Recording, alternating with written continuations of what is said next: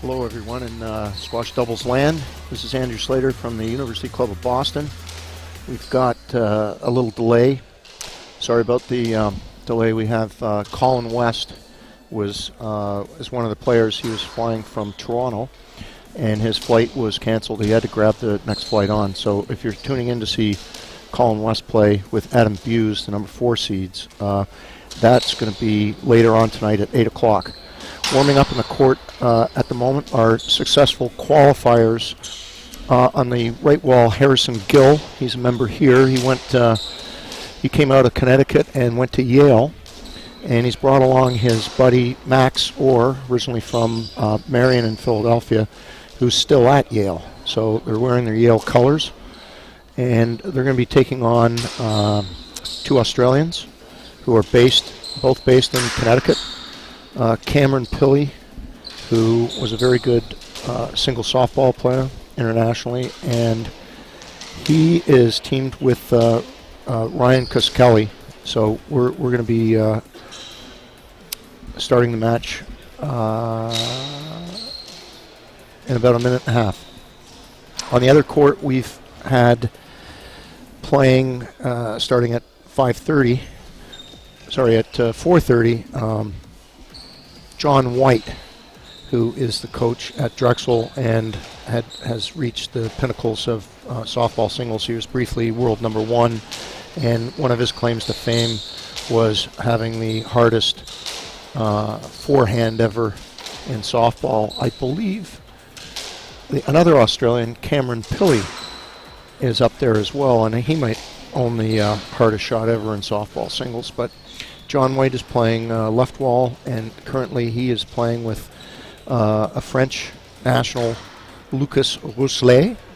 And Lucas works in downtown Philadelphia and is a member of the Kinwood Club. When John White's not coaching at Drexel, he is a member of Kinwood and teaches a little bit there, and his girlfriend Gina Stoker is the squash professional there. So that's going on in the other court, and currently White and Rousselet are down 2 games to Chris Satchby, originally from Ontario, Canada, and his partner Hamid Ahmed, who is the assistant coach at Harvard, originally from Finland. Okay, it looks like our first televised match is about to start. So in white shirts and dark shorts, on the left wall is a lefty, Ryan Kuskelly. He's at Oxford, and serving now is Cameron Pilley, who is now the head squash professional, taking over from Peter Briggs, a legend in the game of squash doubles. Big shoes to fill for Cameron. We have new digs here at the University Club of Boston. There's a new hotel that's being built right next door by Raffles, and we have a viewing gallery that's up high. We can house a lot more people to watch this match, and I'm up top, so if you've ever been to Heights Casino, it looks like looking down into a pit, and we've got a much better view. Before, we used to have to watch through screens to give there's an example, very first point, an example of how hard Cameron Pilley can hit, and young Max Orr could not handle the pace. Long first point, and first point to the Australians. Nice shot by Harrison Gill. He's a club member here now, graduated Yale, and he plays number 1 for the city league team that we have here. They've got their work cut out because the Australians are seeded 3 and have had some very good results lately. Bad tin by Harrison Gill. Max Orr to serve.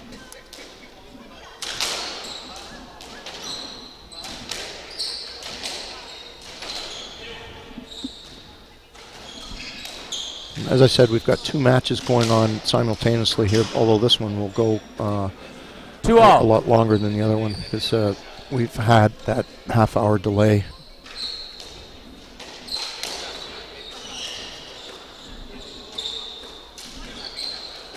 Ball almost died at the back, and Kuskelly had a tough time digging it out. 3-2. The kids from Yale are up 3-2.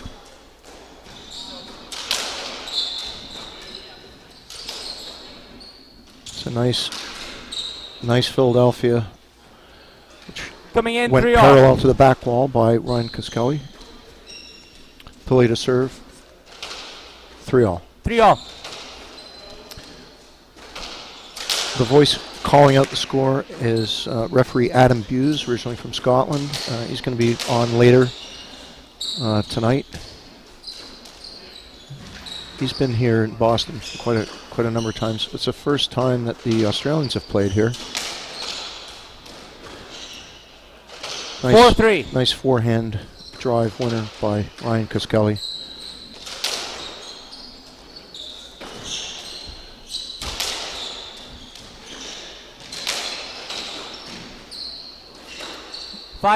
So you'll find that Cameron Pillay will use his power low and hard, and even on the serve right there to try and overpower Max Orr, who's probably never seen a doubles ball hit that hard before.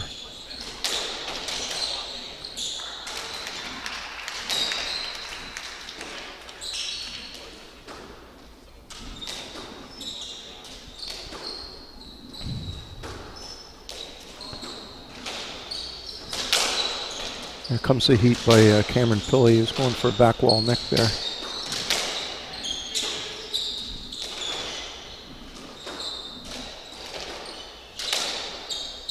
Nice hold by Harrison Gill. Kosk from the left. Cameron Pillay moved 5-4. too far up the court and was passed.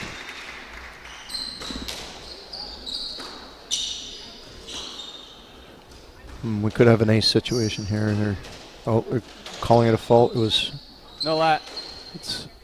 It was 6-4. You were in the way. You're first though. An interesting no let call. The serve was good and there was no one in his way. Kind of an inside out serve. 7-4. That the kids had to deal with there. Ryan Kuskelly serving. 7-4.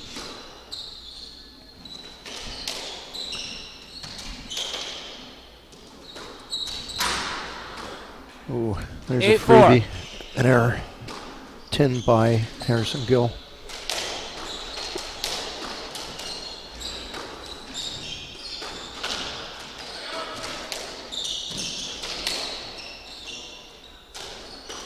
Oh, shot. 3-wall nick by Cameron Pillay. Excellent shot. The kids qualified. They had a good match this morning.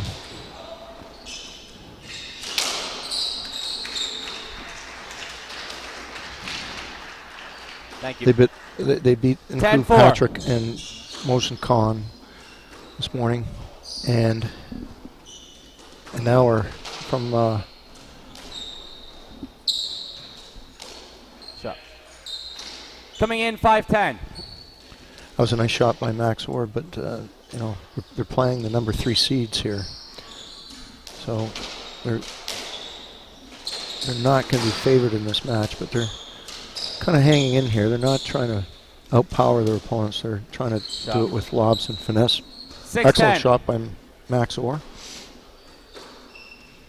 Harrison Gill serving from the left side. 6-10.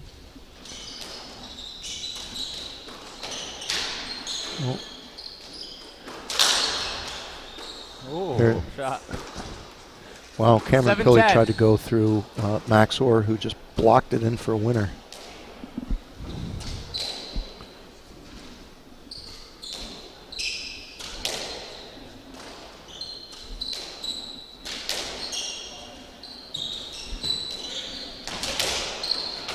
There's some nice power on the backhand from 7-11 to the left. Very, very low and hard. Tough shot to hit.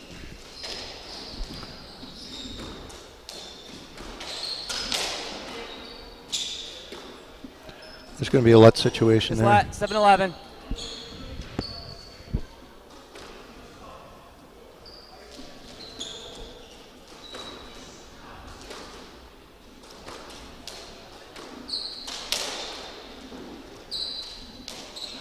Yeah, it looks like the kids from Yale, Max Orr and Harrison Gill, are not attempting to overhit. They're 8-11. playing a controlled game. 8-11, first game.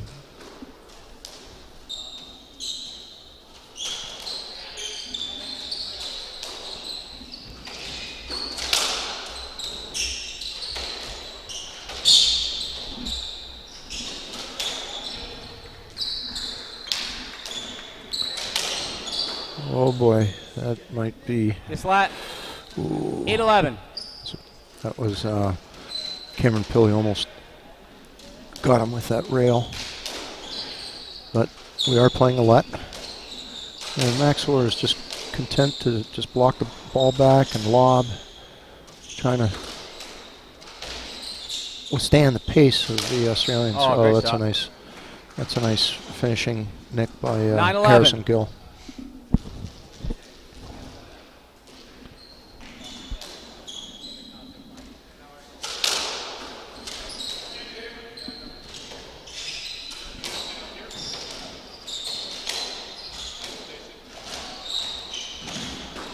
That's a nice three-wall boast by Ryan Kuskelly. Coming in 12-9. Cameron Pilley coming in to serve. As I said before, he is Australian. Was renowned on the singles tour for one of the hardest shots ever, if not the hardest. He is now the head squash professional at Appowamus, taking over from the legendary Peter Briggs.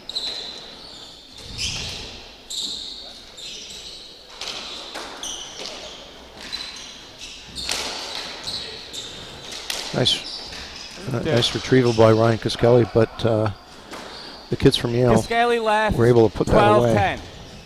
They're hanging in here, much to the surprise of many people, but Cameron Pilley was delayed in his trip, so he kind of came onto the court a little cold.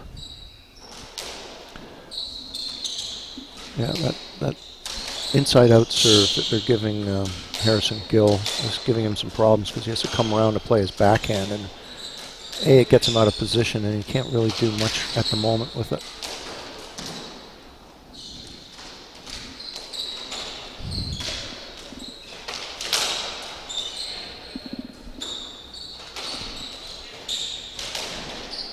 There's another Philadelphia from Ryan Kuskelly, which, when it's hit properly, goes parallel to the back wall. Nice pickup by Maxwell, and there's the power. Cameron Pilley hammers it 13-10 high. from the right, Both of them.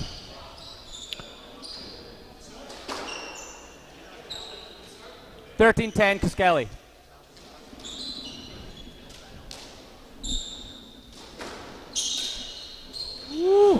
Well, it was a lob. Ryan Kuskelly got hit by Maxwell. In the old days, we would trade hits, but it's unusual these days for someone to actually get hit on the doubles court. Oh, nice hold by Cameron Pilley. Looks like he was going to hit a rail. 14-10, game ball. Hit a nice roll corner into the right side.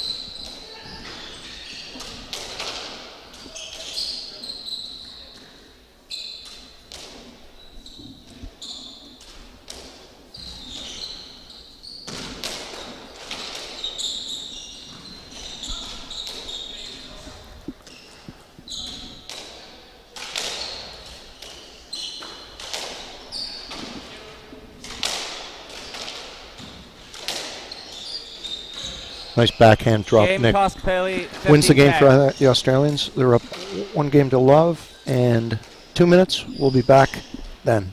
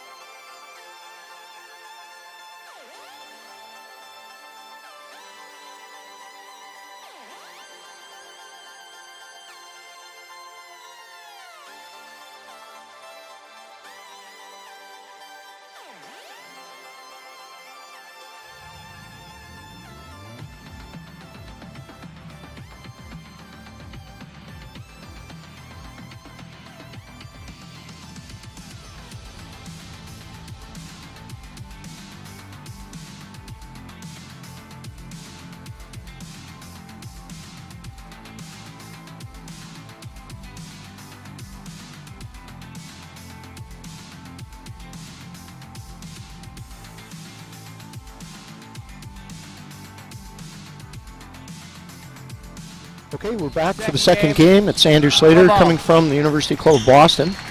The Australians, who are seeded number 3, are up 1 game to love. That would be Ryan Kuskelly and Cameron Pilley. They both are squash professionals in Connecticut. And speaking of Connecticut, their opponents are Yale students. One's still a student, one's a graduate. Harrison Gill on the right wall. He's a member here at the University Club of Boston. He's playing with his teammate who's still in college, Max Orr, originally from Philadelphia. So they're wearing their Yale colors. They're taking on the 2 Australians who have had a pretty good season this year. Seeded 3. The ongoing theme at the moment is that Ryan Kuskelly likes to play off the front wall, so it comes to the back wall through the middle, and that's forcing Harrison Gill to have to come around for his backhand, and that tends to open up the court for the Australians. Tremendous power from Cameron Pilley. Big forehand, and I mentioned earlier he has been clocked at a very high speed. On the other court at the moment, we have going on simultaneously, we've got John White, who briefly was world number 1 in softball and did have the world record for hitting the hardest softball singles ball ever at 165 miles an hour. And they're currently losing. He's playing with Lucas Rochelet from France. 2-love. They're currently losing to Chris Satchvey from Ontario, and Hamid Ahmed, who is the assistant coach at Harvard, originally from Finland. Coming in. 1-2. The kids from Yale have now got to serve. Down 1-2.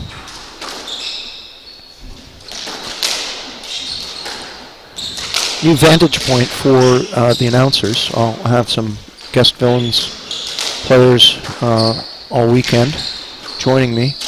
But we're looking down into a pit like Heights Casino. Before we had to watch a monitor, 1-3. and we couldn't tell whether the ball was Second good, serve up, from the down. left. We had to go purely on body language, and we've got a lot more room with the upstairs gallery, so we can get a large number of fans in to see this MFS Boston Pro-Am doubles. Once again, there's that play by Ryan Kuskelly to get Harrison Gill to play his backhand through the middle. Nice reverse winner by Ryan Coming Kuskelly. in 4-1. Australians up 4-1 second game, having won the first. The voice calling out the score is Adam Hughes, who's originally from Scotland. He'll be on later tonight.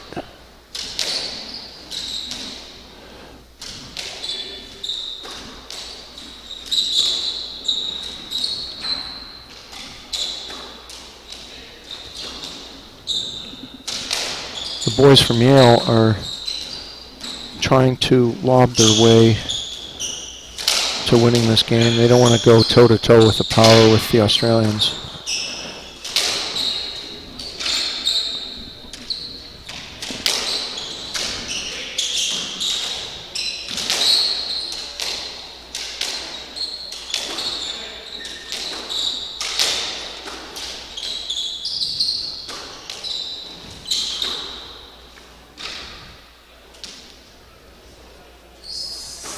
Second server. The Cost from the left. 4-2. Cameron Pilley with that drop shot hit the tin, and lost in the serve was low. It was first fault, but he didn't. Yeah, they didn't call it. Second serve. It was, with the number of fans here, it's tough to hear.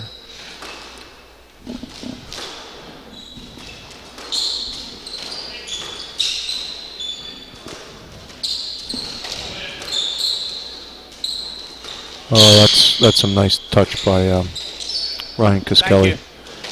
Harrison Gill called the ball down on himself. Good sportsmanship there, but that was a nice feathery drop shot, which is tough to do on a doubles court.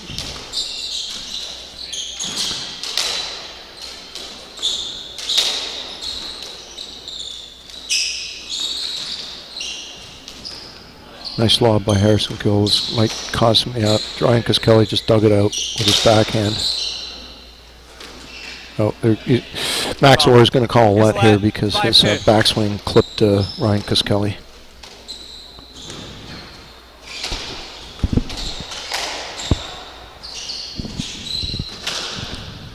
Going to play a let there.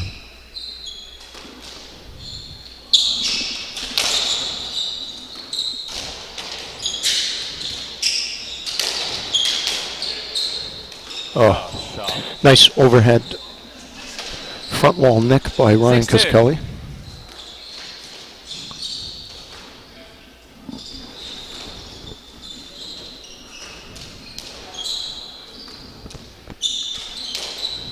Australians up 6-2, second game. Australians won the first game.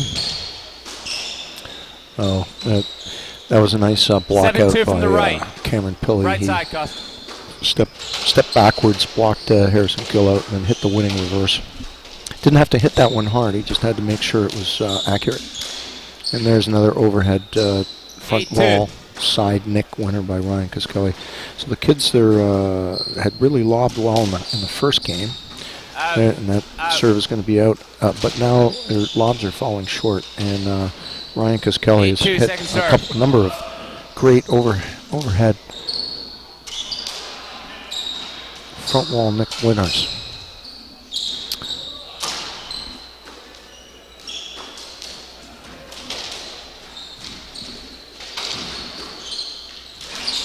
There's a Philadelphia from a cool.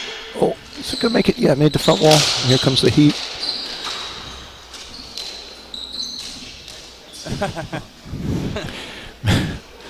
Ryan Kuskelly ducked. Max Orr hit the frame for a winner. Says sorry, but they'll take it. Boys from Yale, they're down 3-8. Harrison Gill serving. I mentioned before, Harrison Gill is a member here. I have not been on the court with him yet. I've seen him around, but might just be too old to hang in with him.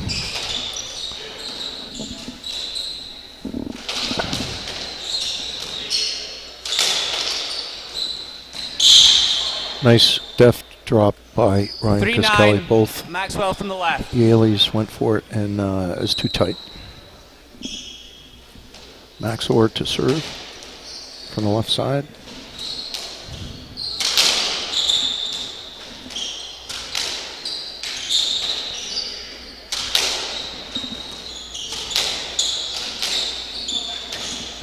Once again, there's a play that Ryan Kuskelly likes to use. Up in the air, comes through the middle. Oh, bad error by Harrison Gill. Coming in, 10-3.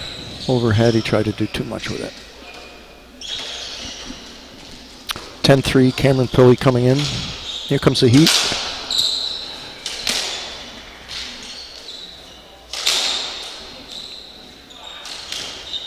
Oh, good nice shot. I think both Australians were expecting a reverse, but he hit a backhand front wall side nick. Nice shot by Max Orr.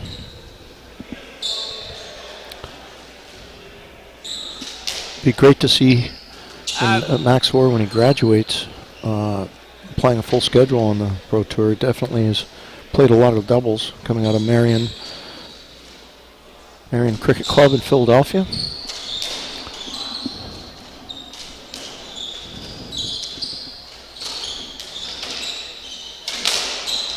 Yeah, that was that point was set up by Ryan Kuskelly's excellent lob, and Harrison Gill just got it back, and Ryan finished it off with some good heat and a reverse. 12-4. The Australians are kind of grooved in here. That's a nice pickup and a winner by Max Orr. Coming in, 5-12. Harrison Gill coming in.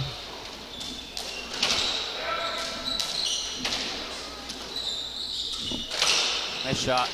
All right, he finally put one of those 6-12. balls away. Very nice shot by Harrison Gill. So Ryan Kuskelly's going to have to think twice about giving him that shot through the middle. Nice overhead reverse by Cameron Pilley. Max Orr to serve.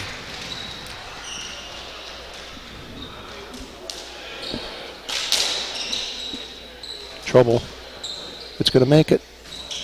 Oh, nice. The ball hit the front wall, but Cameron Pilley had to really stretch because it almost died at the front.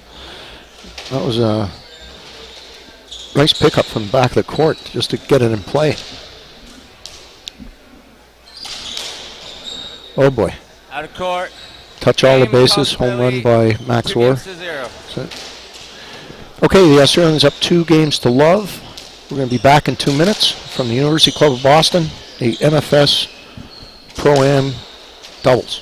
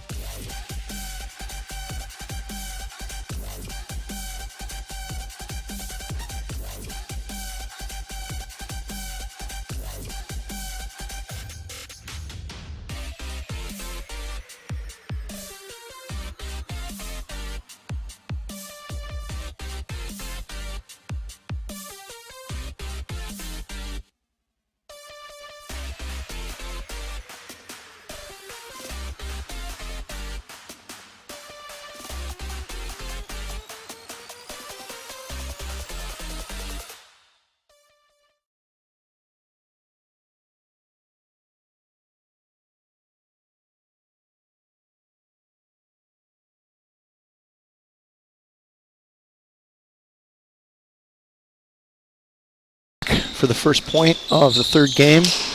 In gray, we've got the 2 Yaleys. They're dressed in their university colors. On the right wall is club member Harrison Gill, who's originally from Connecticut. His partner on the left wall, Max Orr, is originally from Marion in Philadelphia. And he's still a student at Yale. That's a nice cross drop by Cameron Pilley, Australian. He's playing with us, Australian buddy, Ryan Kuskelly. They're seeded number 3 this year in this tournament. Ryan Kuskelly's at Oxbridge in Connecticut. And Cameron Pilley, there's the hard serve. In the old days, it's called a Mexican drop shot. He just hit the back wall nick with the hard serve. He is now the head squash director at Appowamus in Rye, New York. He's taken over from the legendary Peter Briggs, who was #1 in doubles, off and on, in the professional game for many years. Played with the likes of Ralph Howe, Mark Talbot, Morris Clothier, and the amateurs. There's a drop that went into the tin by Max Orr. 3-love for the Australians. I have news to report from the other court, which involves another Australian, John White, who coming in was briefly world #1 in softball singles, and was clocked with the hardest forehand ever at 165 miles an hour.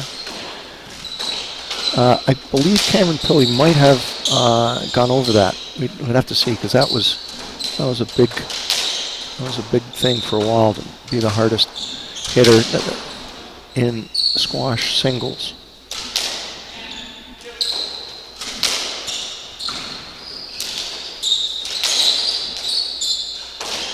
Ryan Kuskelly, nice 3-wall, good dig by Harrison Gill. Around the back drive by Cameron Pilley. Oh boy. Harrison Gill just trying to lob it, hit the ceiling. It's tough to play against the hard-hitting Australians. You can't out-hit them, so you gotta at least try and contain them. Oh, there comes the heat. And there's a hard Philadelphia off the back wall by Harrison Gill, and that's not quite a Philadelphia by Ryan Kuskelly.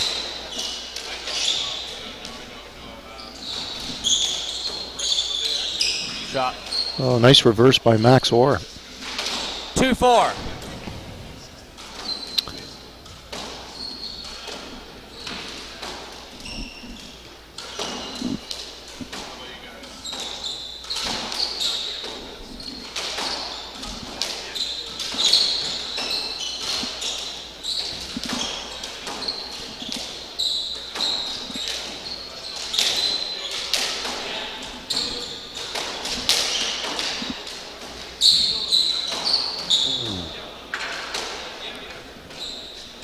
Coming in, 5-2. Max Orr's attempted drop shot hit the tin. Australians coming in. Cameron Pilley serving first. 5-2. Here looked like it was going to hit the hard serve again, but not this time. Nice reverse by Harrison Gill. 5-3.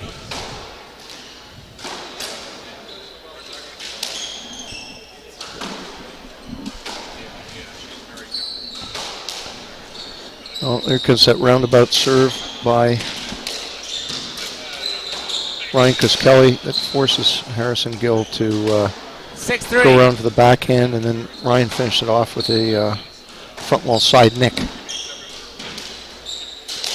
There's a Philadelphia. Oh, came out.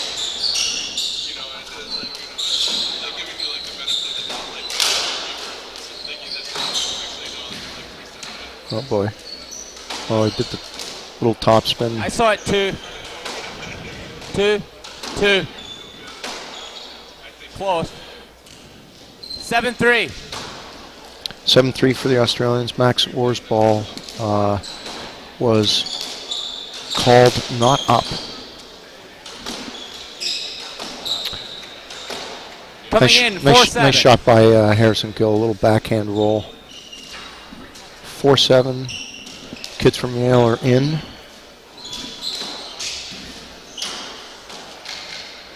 4-8. Ryan Kuskelly really buried that forehand into the front left corner.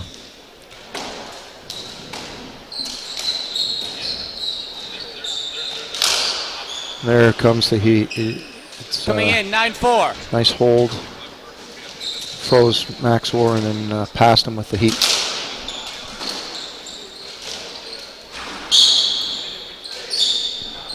Oh, and that attempted lob by Ryan Kuskelly's out of court. 9-5, cost from the left.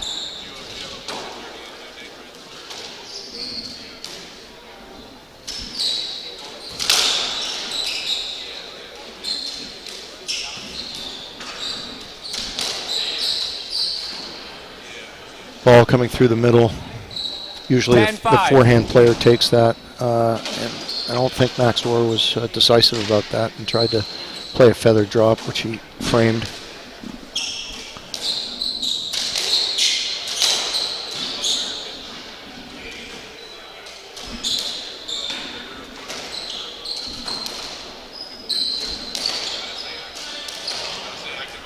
There's the old doubles 1-2. Ryan Kuskelly, excellent lob. Harrison Gill forced to lob it, and Ryan Kuskelly gave him the coup de grace there with the overhead front side nick. All set up by the lob. Oh, and a reverse off a reverse. 12-5. Australians have hit their groove here.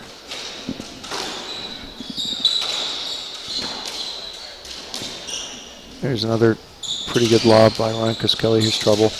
Oh, he hit. Yeah, it was Harrison Gill was just trying to get the ball back, and it came out in the middle of the court, and Max Ward took a racket in the face. Backswing from Ryan Kuskelly, so we're going to play a let.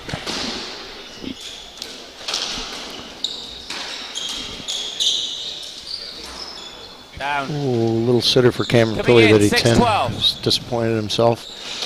Yale kids are in. 6-12, third game. Trying to survive here in the first round of 16, in the MFS Boston Squash Doubles Pro-Am.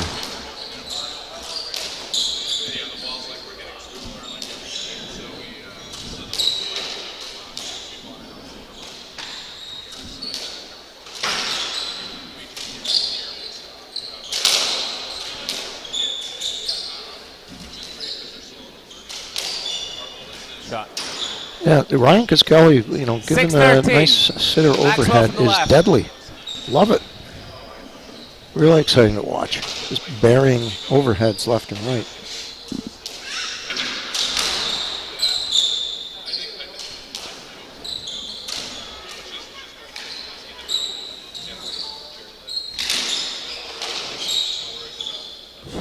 Oh, nice racket work by Max Orr. Did a nice little inside-out backhand drop. Fooled everybody. Nice serve. That's going to be hit the tin. Excellent serve. Kids are coming back here. 8-13. It's not over yet.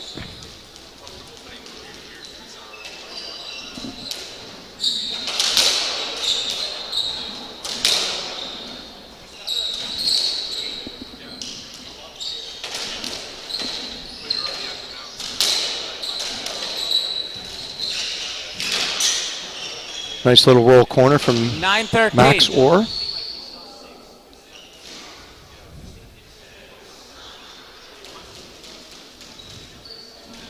Third game.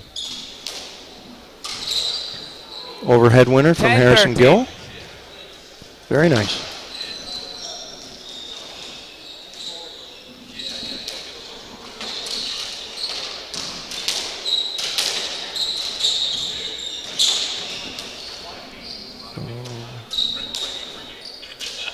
There it is again. It's a lob and overhead winner. Match ball. Routine for Ryan Kuskelly.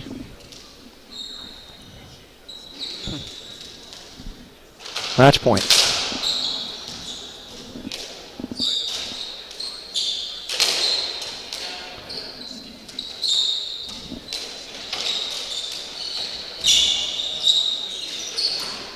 Oh boy, he was set up for a topspin drop winner and tinned it. Kids survive the first match point. It's actually a referee calls match ball. You can call it forever. I don't like this new calling match ball that they have in singles. Everyone knows it's match point. It's kind of like a dagger each time you hear it. That's just twisting the knife. And there's a nice winner by Ryan Kuskelly. Excellent finish. Kids really did well. Crowd is appreciative. We're going to have the next match going on pretty soon. And we'll be back in probably about 10 minutes. Stick around.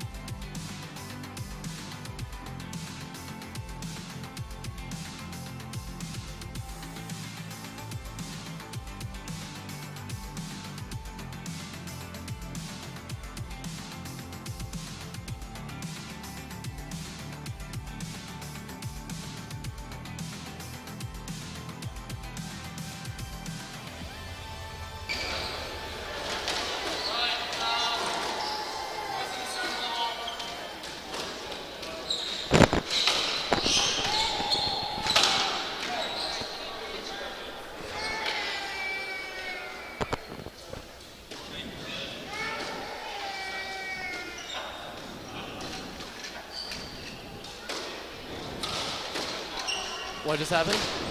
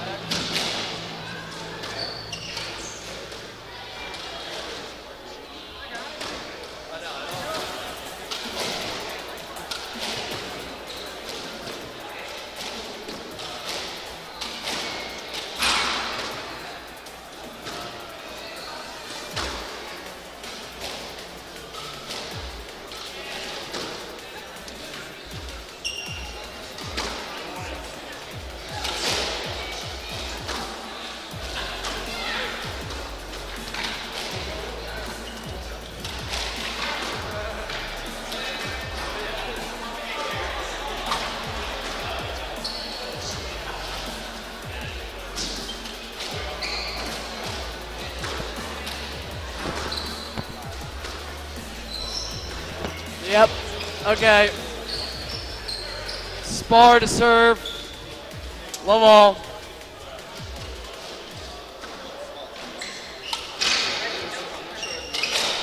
You whispered it.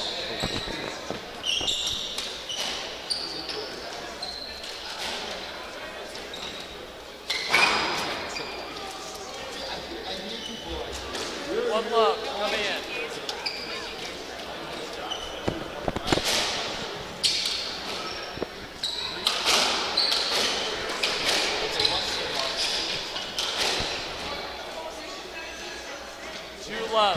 Left.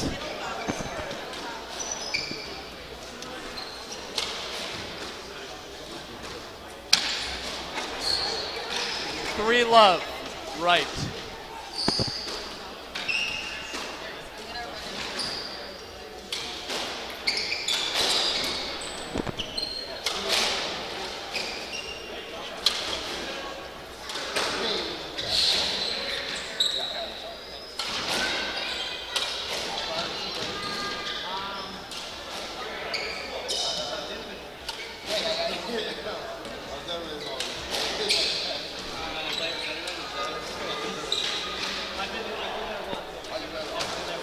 Four love left.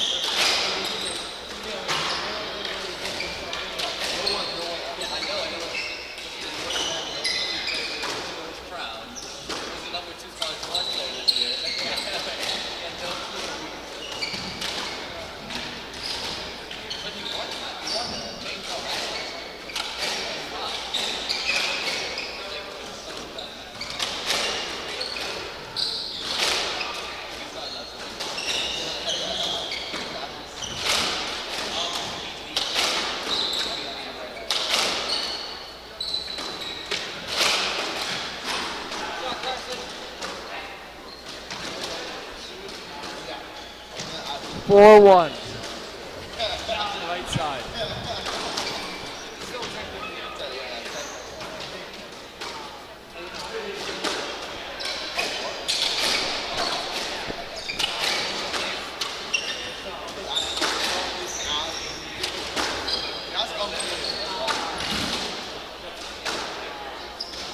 5-1 left.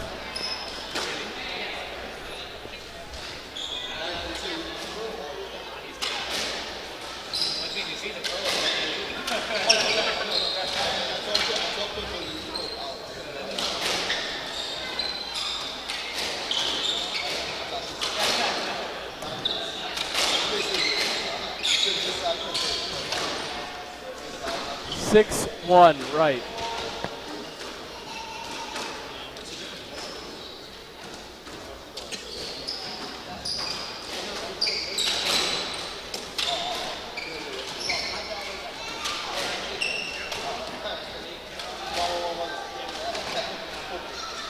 Seven, 1 left.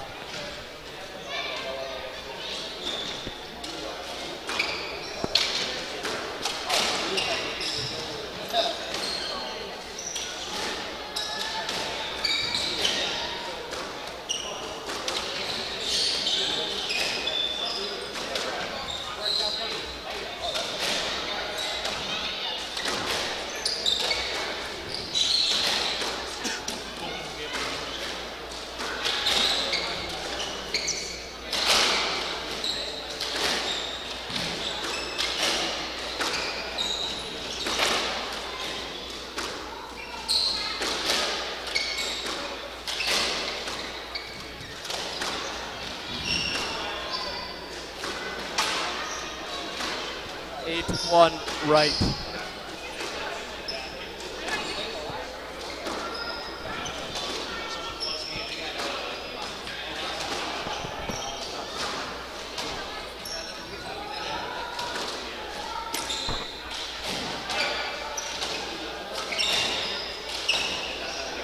Judson. 2-8 coming in.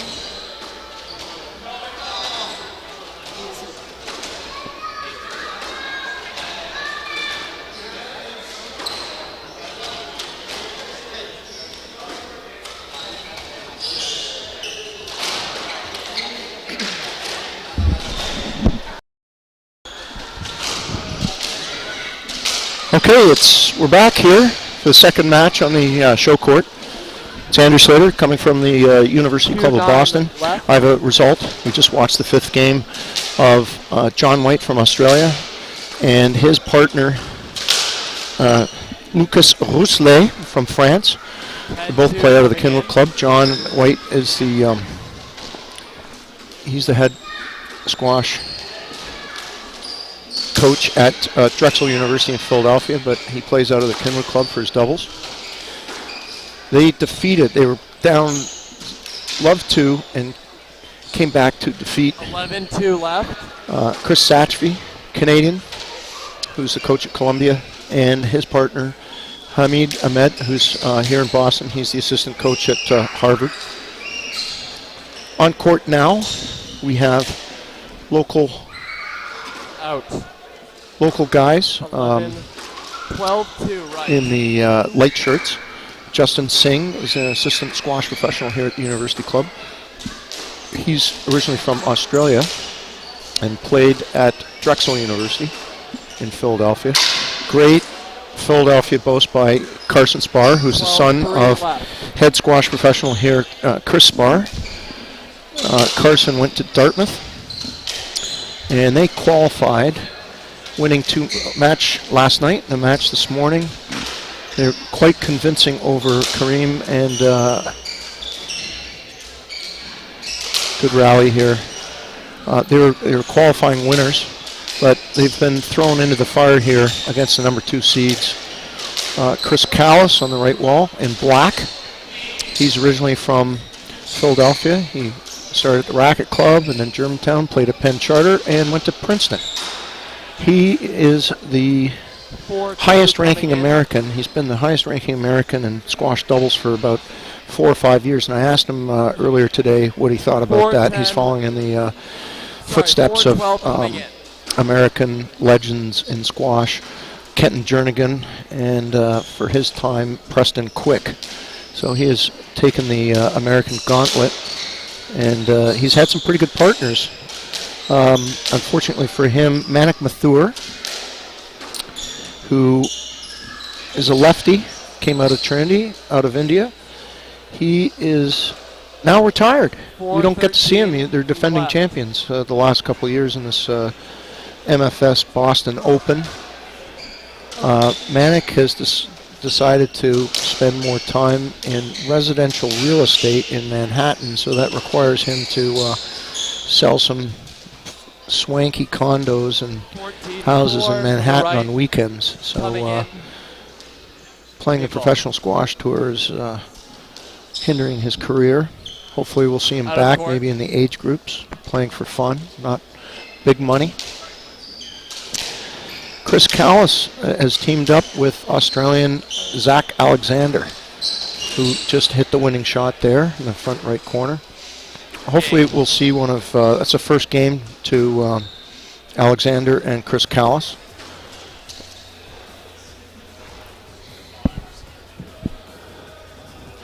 Hopefully Zach will display some of his wizardry from last year.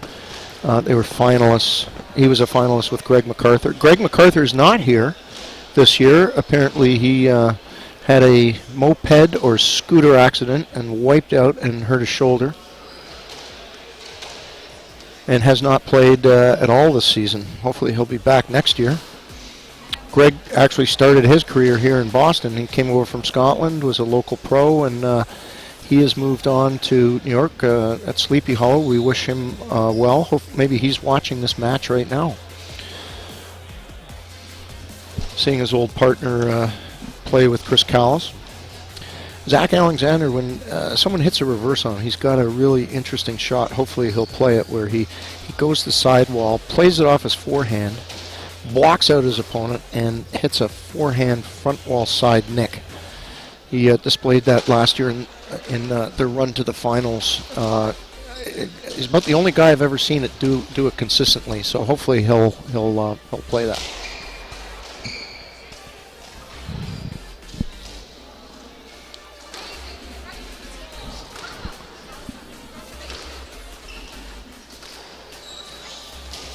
So Judson is the pro. He's hitting the ball now. He's a squash pro here at the University Club, and Carson's a member. Carson plays number 2 behind Harrison Gill on the singles team, and Carson's won a number of doubles tournaments with his father. He's been playing doubles since he was a little kid here. Callis and Alexander Big lead crowd. 8-love. Big crowd today, a lot of matches.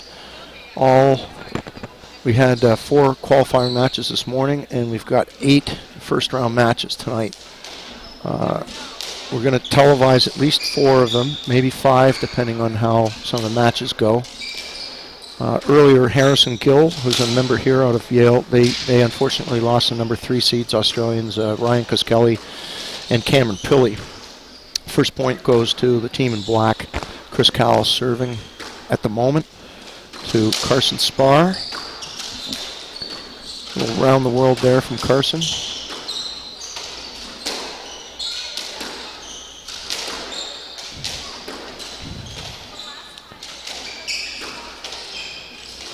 Nice pickup by Justin Singh, and it's going to be a winning lob. Couldn't get it off the backcourt. Excellent lob from Justin.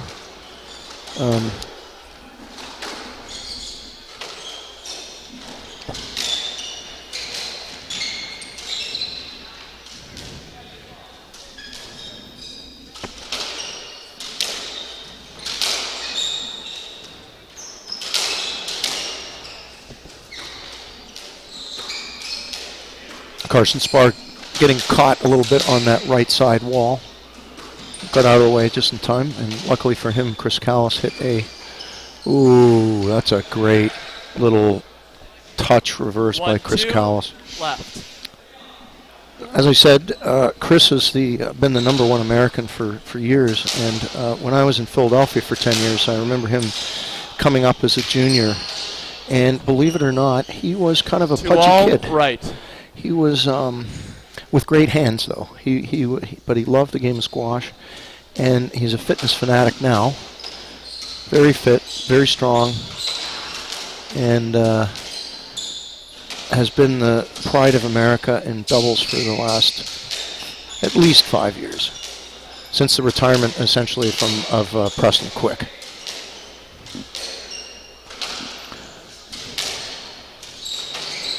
Little backhand roll from Chris Callis. Oh, reverse from Justin Singh. Boy, he went 2 qualifying matches hardly hitting a shot, and he just bared in a nice reverse. They beat Henry Parkhurst and Calvin McCafferty last night. Basically just by being steady. And this morning they beat Kareem Ibrahim and Kush Kumar 3-0 pretty comfortably. A lot of people thought that match was going to be a lot closer. Oh, look at the nice little touch lob by Carson Spar that did not come off the back wall. Singh and Spar are up 4-2. And a nice backhand drop from the back of the court by Zach Alexander.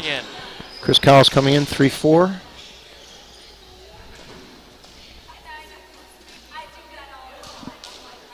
I think Chris Callis was going to hard serve Justin Singh, but he kind of fumbled his toss and then reset and hit a lob serve.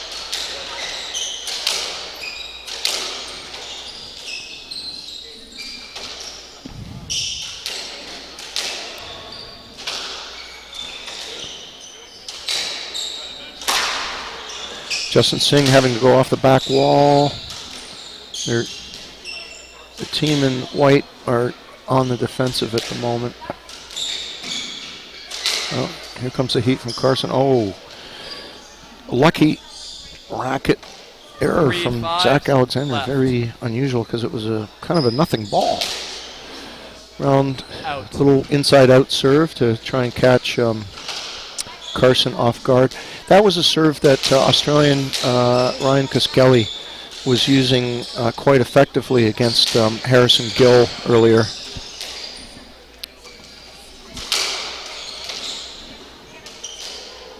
The referee for today's match is actually Harrison Gill. He's on the mic. That's who you're going to be hearing. And he's a member here of the University Club of Boston, a recent graduate of Yale. Good to have him. We've got some seriously good quality members here in the doubles. Well represented at the U.S. Nationals the other week. We had I think four winners. Oh, there's some confusion there through the middle. It's always a good shot in doubles to use an angle where the ball comes through the middle. It creates chaos, confusion in it. And unfortunately, Justin and Carson have played many times together, so I'm surprised that neither one of them went for that ball. Zach Alexander to serve, down 4-5.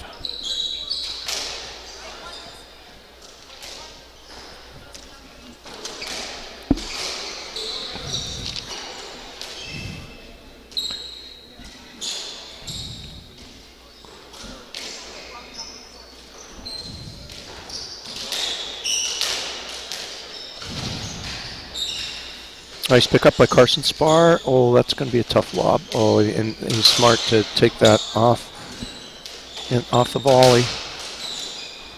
Justin Singh playing defense here, just trying to stay alive. Oh, that's an excellent drop shot by Zach Alexander.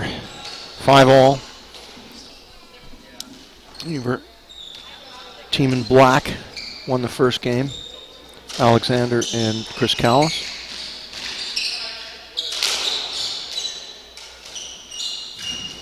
Nice pickup by Carson. Justin Singh forced to go off the back wall, and Chris Callis with a Philly. Carson was really smart to play that in the air because that was going to be very close to going parallel to the back wall. And Chris, he prides himself in not making errors, but that was a little casual backhand error into the front right corner. Kind of a freebie for the kids from Boston. Uh-oh. Justin Singh, wall was too tight to the wall, whiffed. I felt the breeze upstairs. We've got new digs here at the University Club of Boston. It's almost completed, the hotel next door. They paid us millions of dollars for the air rights, and we've got a whole new floor, new gym isn't open yet because that's going to be in the hotel. But we have extra viewing from upstairs looking down into the court. Kind of like if you've been to Heights Casino in Brooklyn, it's kind of like a pit. So we're way up high over the players. Before, when we used to broadcast this tournament, we had to look through monitors because we had very little seating room for the fans. And now we've got a tremendous crowd here tonight that does, packed in between the courts, and we have a lot of people hanging over the court. 2 bounces. Nice. 8-6 left. Nice roll corner by Zach Alexander. 8-6, Chris Callis serving. Around the world by Carson Spar. I did mention he is the son of head squash professional here at the University Club, Chris Spar. Chris and I have done battle for many, many years, both singles and doubles. And now it's the new generation coming out. That was Zach Alexander's special there. He 9-6 right. Moved over to his forehand. He's very very good when he moves. He turns from the backhand to forehand, and he hits a lot of forehand winners with authority off his forehand. Chris Callis serving still. 9-6. Wow, I've seen Justin Singh hit that shot before. He hit an overhead into the left corner for a winner. It completely baffled Chris Callis, who wasn't even close to the ball. Oh, Jack Alexander, I don't know whether we can do a replay of that, but he hit an inside-out overhead. I'm looking at the monitor now. You guys have got to see this. The racket work, we've got to rewind the overhead winner, because I actually have never seen that before. That's pretty amazing shot from Zach Alexander, and then he just there it is, the great length by Zach Alexander. 11-7 for the team in black.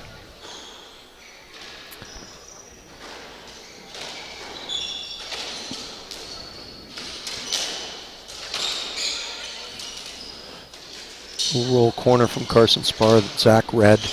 Chris Callis with the backhand drop, and excellent backhand drop that hit the nick. That's actually a favorite shot of right wall player, because you can see the left wall player where he is. If he's back, he can play that drop. And if the player moves up, you just kind of hold and then lob it. There comes another Philly from Chris Callis from Philadelphia.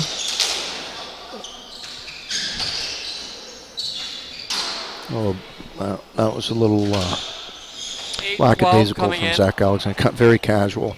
He had the whole open front right corner and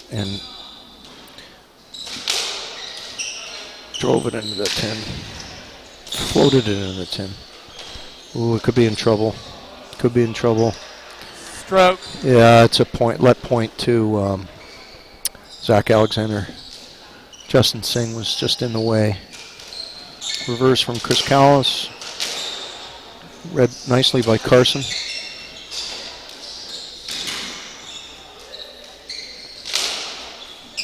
Wow, nice hard backhand through the middle, low and hard by Justin Singh.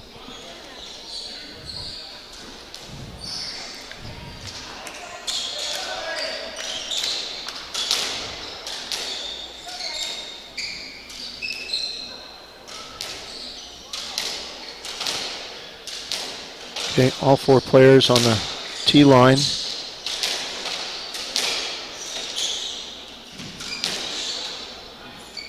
Carson with the backhand, elects to lob.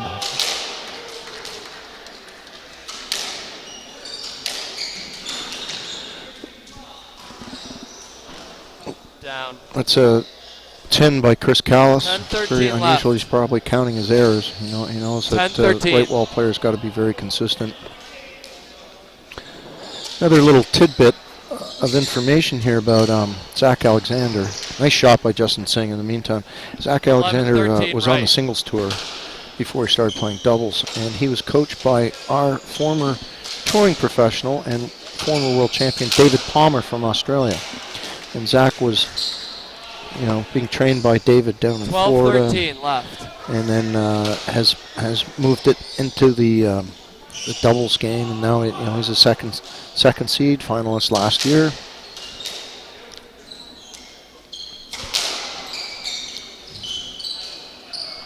Let. No, we're playing a let. Ball came through the middle. I think left. Even though Justin got that back, I think Carson had asked for a let. Playing a point over.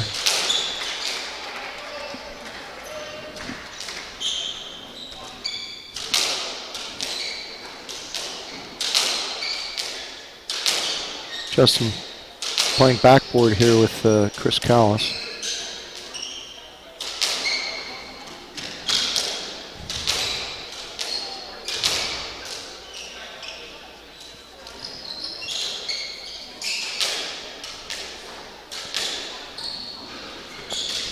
Players electing to try and hit good length at the moment. Not really.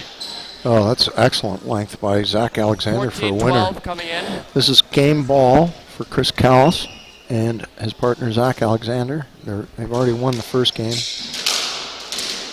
They are the number 2 seeds this year.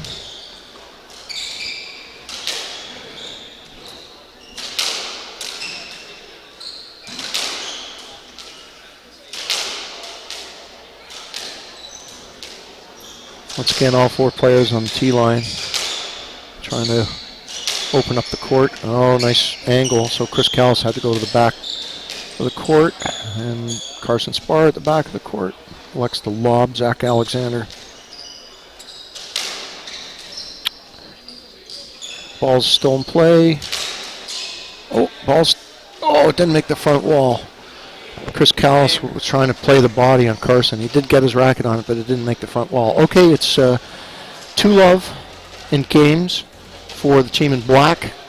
They're the number 2 seeds against local heroes from the University Club of Boston. We'll be back in 2 minutes.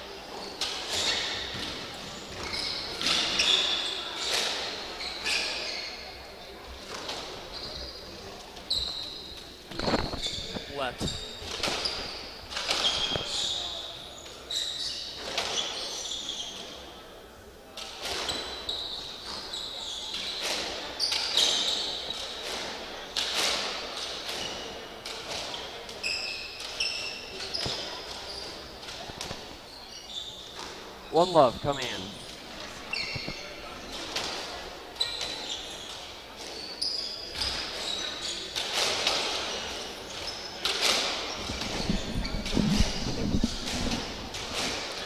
Okay, we're back for the start of the third game. Number 2 seeds, Zach Alexander and Chris Callis, up 2 games to love. Judson Singh serving at the moment with his partner, Carson Spar. Carson's father is actually watching upstairs. Proud papa. And we're going to play a let. Not good to hit one of the fellow professionals here in front of the home crowd. We're going to play a let. News to report in the other court. There's another match going on. Local favorite and Will Hardigan is on the court with his partner Mike Ferreira. They've played a few years together, off and on. And they are 2 weeks ago, they won the U.S. Nationals. Used to be called the U.S. Amateur. But they let in a few pros every year, and they won the final 2 all left. 3 games to 1. They're currently playing, they won the first game 15-14. And in this court, we've got Team in Black, number 2 seeds, up 2 games to love. 3-2 right. 3-2 Zach Alexander coming in.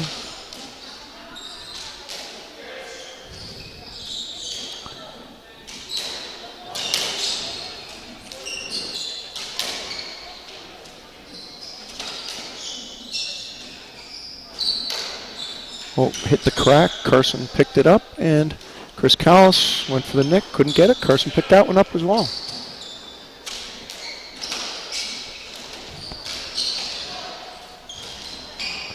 Nice pick up by Chris Callis.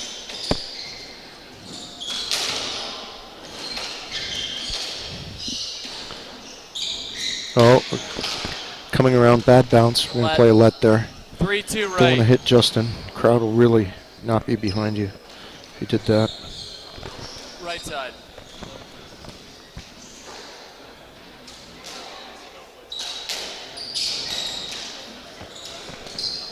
Very nice. 2 left. Very nice reverse by Chris Callis. Up 4-2, Team in Black. Oh, wow. 5-2 right. That was a 3-wall. It's kind of a 3-wall half double boast that nicked in the front corner, having hit the sidewall. 5-2 for Zach Alexander and Chris Callis.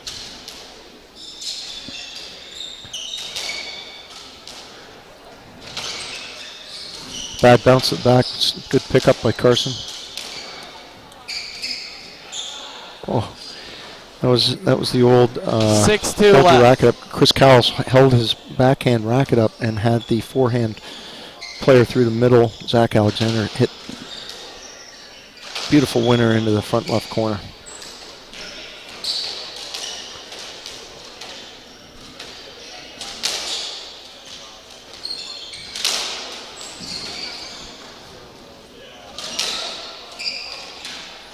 Oh, kind of a casual tin from Chris Callis. 7-2 right.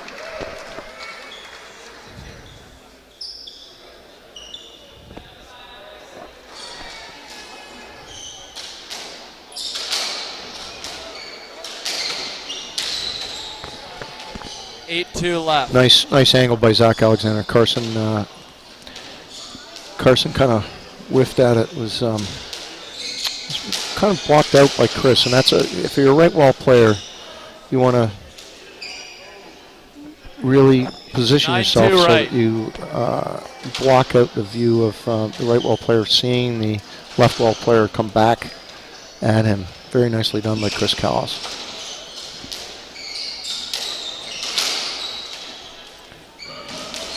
Nice pickup by Judson Singh. He's playing defense here.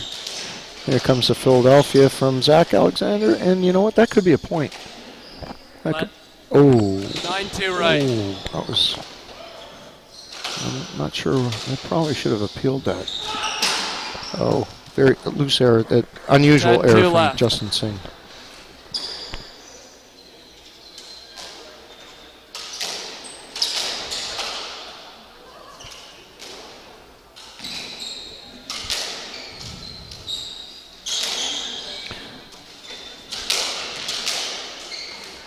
Oh, Carson 11-2 Spar right. just hammered the ball at Zach Alexander, and he definitely just blocked it into the nick, right well nick. That's really good racket work from Zach Alexander.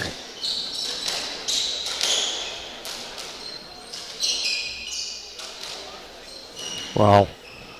Another great shot by 12-2 Chris left. Callis.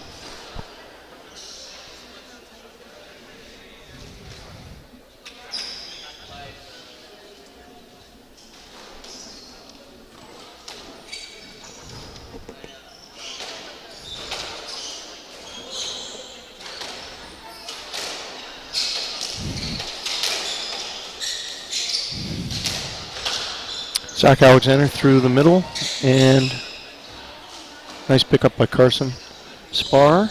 Little roll winner. 3-2 coming in. 3-12. It's a long hill to climb here, but they've played well. They've had 2 wins in the qualifier, and now they go up against the big boys. Nice lob by Chris Callis. Overhead.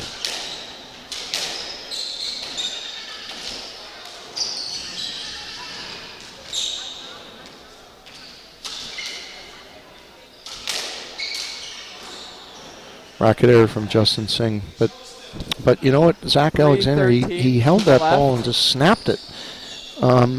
Justin was taken aback by how much power Zach Alexander was able to get on that from such a short backswing. Oh boy. That was a 4-13 dump to into the the right. tin. 4-13.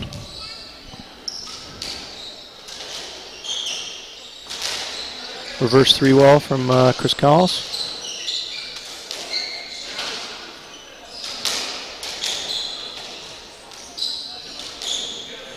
Here comes Zach with the forehand. Oh, lob.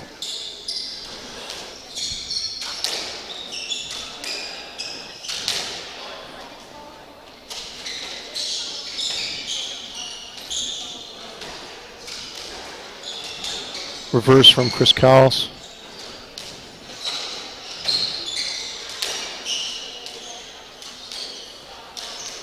Long rally at the moment. They're using all 4 corners of the court here. No one's been able to put it away though. Here comes Zach Alexander, forehand again. Nice pickup by Chris Callis. Oh, yes, nice shot by Carson Spar. Puts it just behind Zach Alexander. Justin from the left.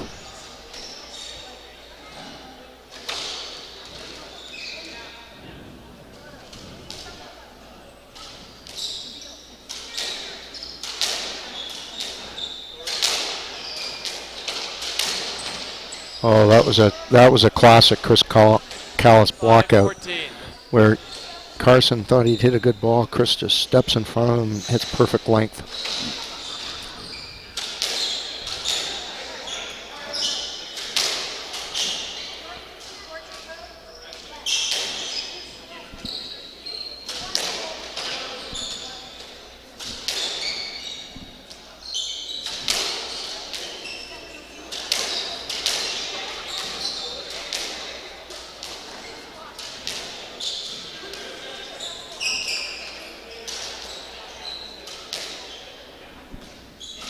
Oh, ball almost nicked at the back. Justin Singh gets it back. And there's a winning reverse. Match to the number 2 seed, Zach Alexander, Chris Callis. 3 games to love. The boys from Boston played very well. And we'll be back for the next match at 7 o'clock. Stay tuned.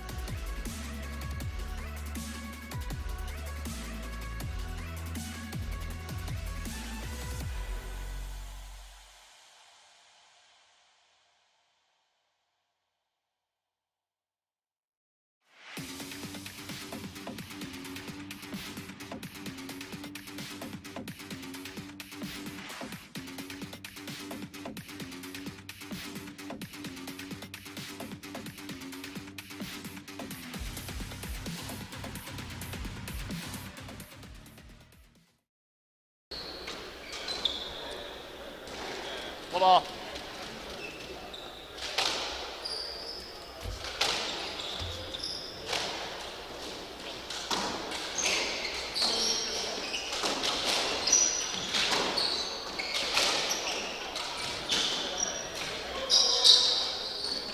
Left side, one love.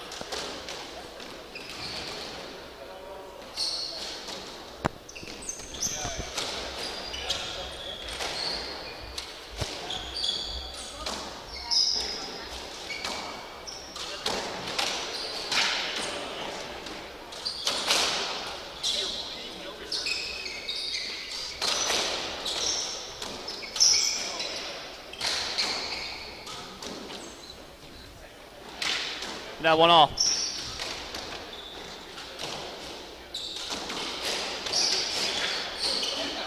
Shot. Second man, 1-2.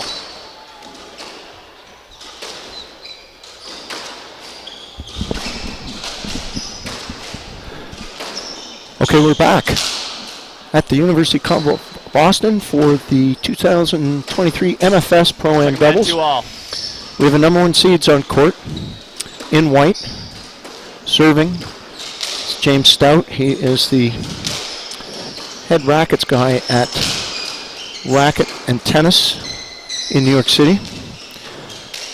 And his partner, originally from Australia, is the head squash pro at the Toronto Racket Club. And they're seeded number 1. Their opponents got Elroy Leong from Singapore. Oh, sorry, Malaysia. I believe he's out of Malaysia.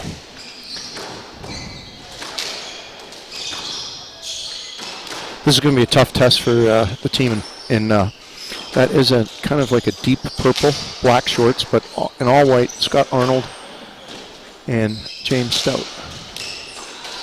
Shot. Excellent winner by Scott Second Arnold. man, 3-all. Little forehand drop.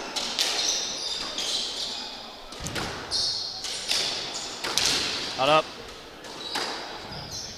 Coming in 4-3. Elroy's played here many times. He's from Malaysia. And his partner, he's a Nordic Left fellow. side, 5-3. Can't drink that. Very tall, hits the ball hard.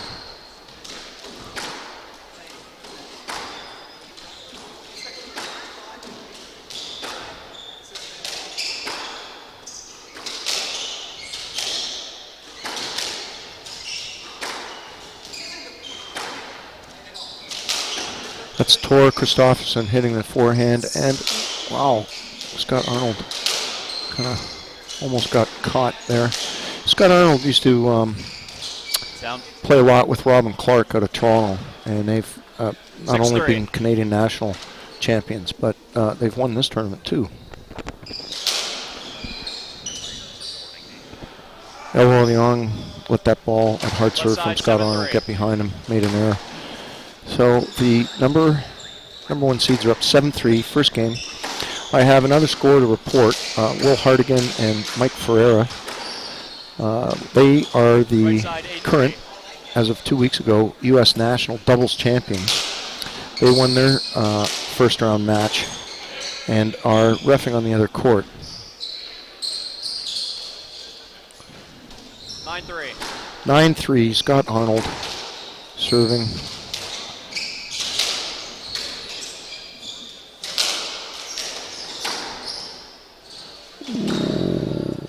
Yeah, we're going to play that. Boy, that was kind of lucky for Tor, because Scott Arnold was in the way and the ball was so close to the back wall, almost nicked. In fact, had I might have been induced to call a no-let there, but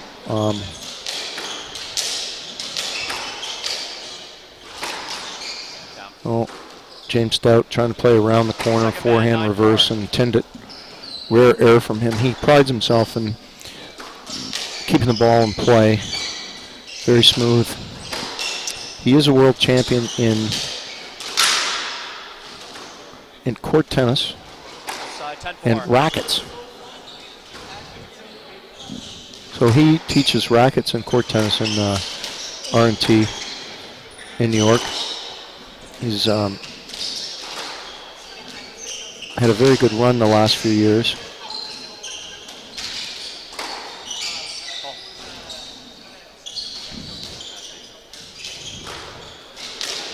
With the retirement of Manik Mathur just a few weeks ago after their Heights Casino loss in the final, you'd have to put James Stout as currently the #1 left wall player on tour. Very steady, some good shots, good cart. That's a nice forehand overhead front wall neck winner by Tor Christofferson.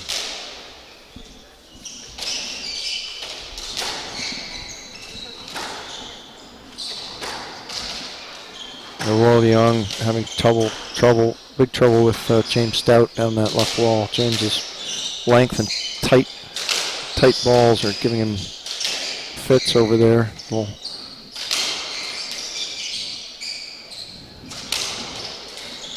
nice pickup by Tor.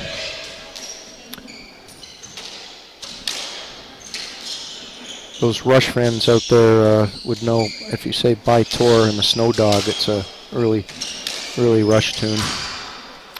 Wow. Error by Scott Arnold. Left side, 6-11. 6-11, Tor. Lob serving it to Scott Arnold.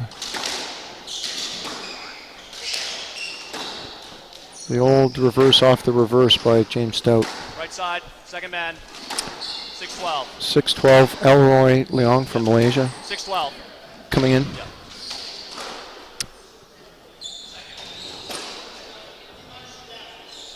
I think it's second man.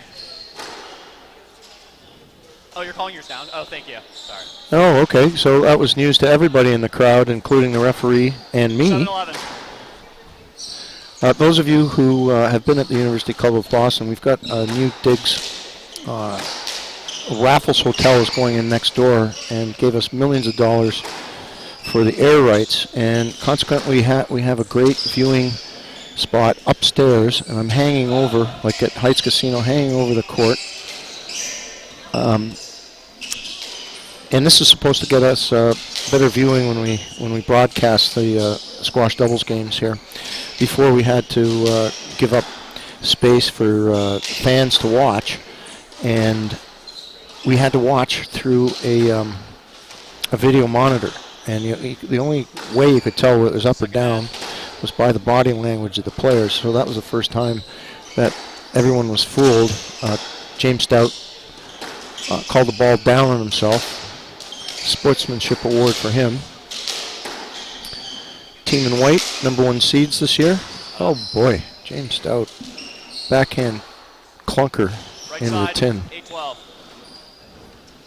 Aurora Leong serving to James Stout. We've got 4 forehands on the court here. 2 lefties, 2 righties, all playing forehands.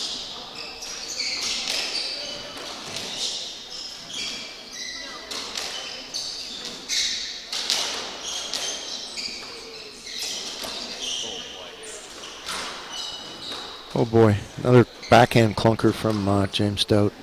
It was the world's shortest warm-up from both teams, so maybe that's it. Maybe they're trying to play their way into the match here, but very uncharacteristic from James Stout. Nice pickup by James Stout.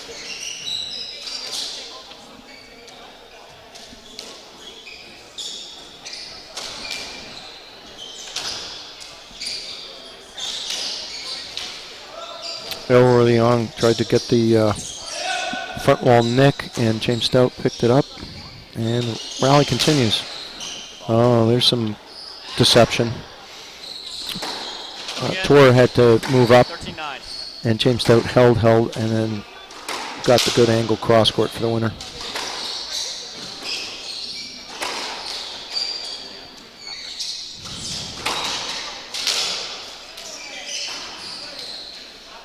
Nice backhand drop winner from Tor. 13-10. First seeds are having a tiny little bit of trouble here in that first game. Around the world, Scott Arnold takes it off the backhand.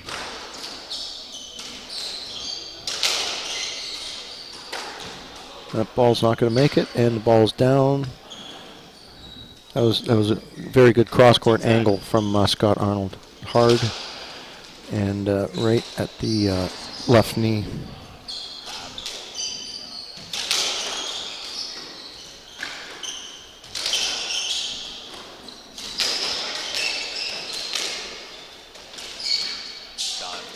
Nice little roll corner winner from El Young. Coming in.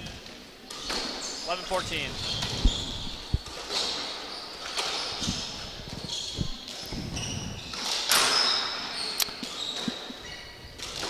We'll have to replay this one. I've never seen so many racket errors from James Stout.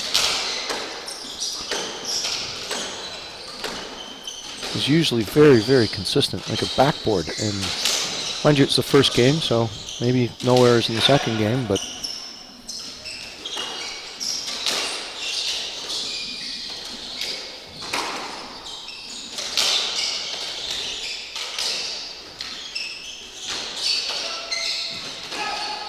very precise from Scott Arnold. He's a tough guy to play because he's big, he's tall, big. That's first game to the number 1 seeds, James Stout, Scott Arnold. Very tough to play against a big guy who's got good racket control like him. He blocks you out, and then you can either hit it hard or you can carve it into the neck. We'll be back in 2 minutes for Game 2 with the number 1 seeds on the court.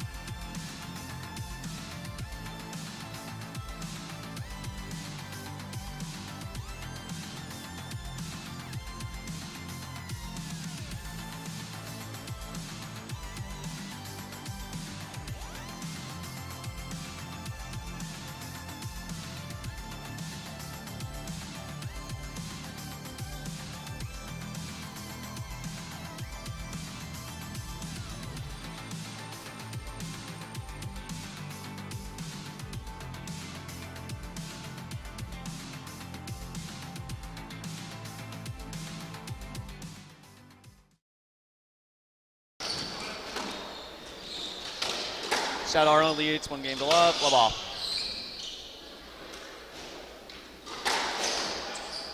Out court. Left side, 1 love.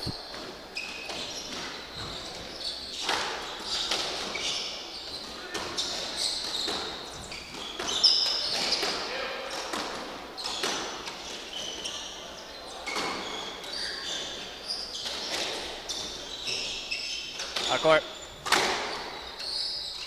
Coming in, 1 off.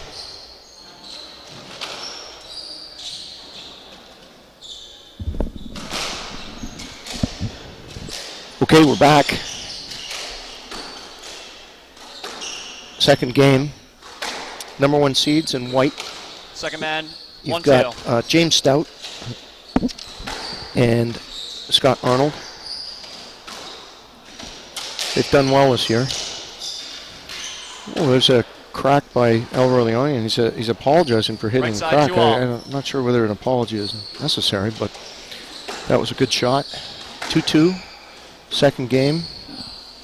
El Roleon in purple, left wall from Malaysia.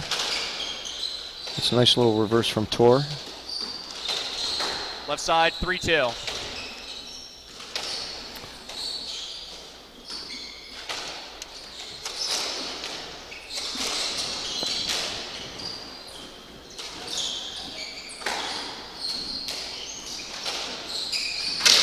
Tight ball.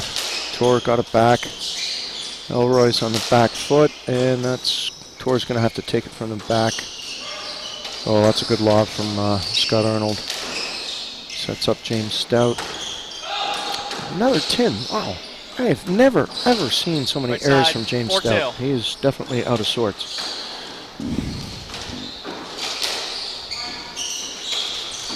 Wow. Backhand winner from Elroy. And they're up 5-2 against the number 1 seeds. Scott Arnold, beautiful reverse winner, forehand. He's serving, coming in.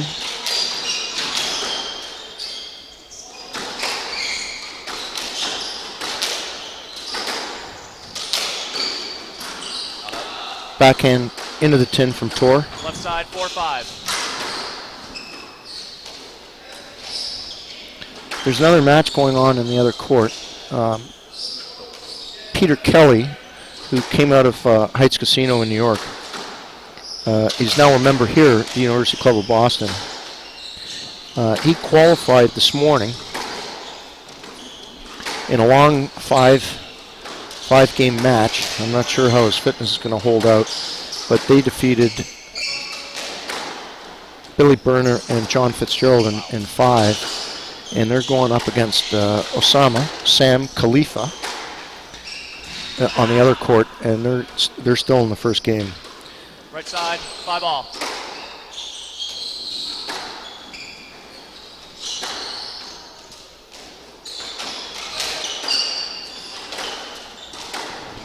Yeah, Sam Khalifa's partner is Matthew Henderson from Canada.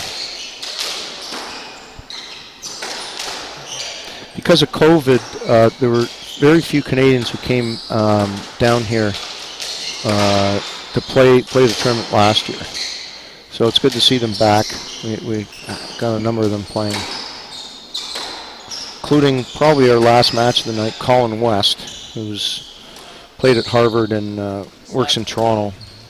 Right side, 5-all. He's playing with Adam Hughes, and they're seeded in this tournament. Okay, 5-5. Nice pickup by James Stout. A little drop from Elroy.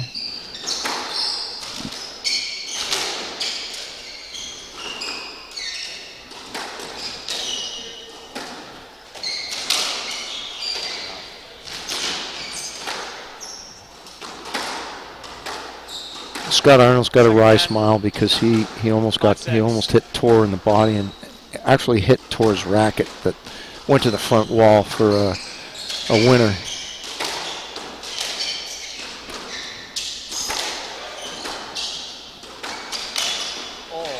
Ooh, backhand winner from Tor. Hit the net. Coming in. Got 7-5. Got a few of the fans downstairs applauding that shot.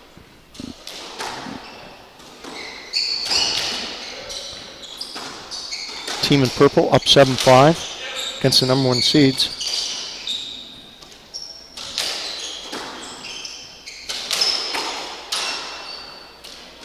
Forehand error into the tin from James Stout. 8-5. I'm not sure what's going on there. Maybe he's not warmed up all that well, but these are routine balls that he's tinning.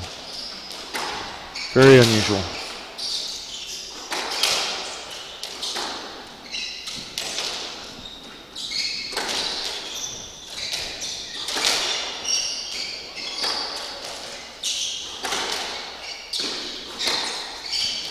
Little spinner, Philadelphia there's a winner from James Stout. Nice shot by Scott Arnold. That ball that Tor had to deal with was really spinning off the side wall.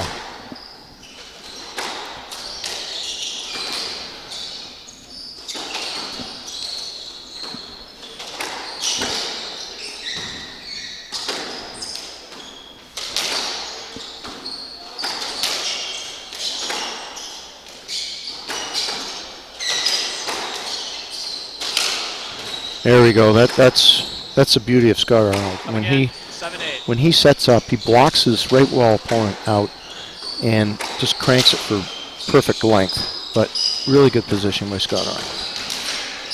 Oh, Tor hit the tin. I'm not sure whether that's going to be appealed.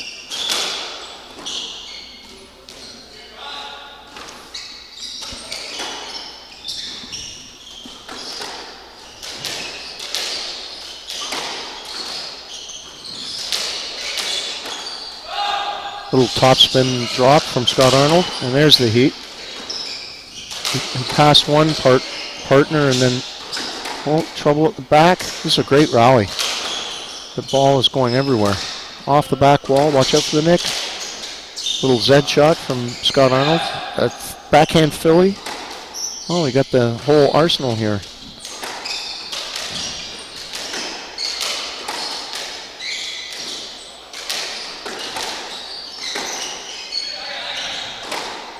Tor's calling off Leong to play the backhand. Little backhand drop. Oh yeah, it's a winner. Great rally. Fans love it.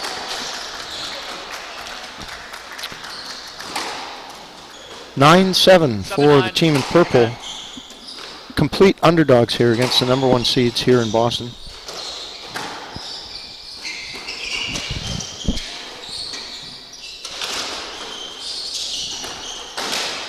Reverse 3-wall from James Stout. Good pickup by Elroy. Tor, 3-wall.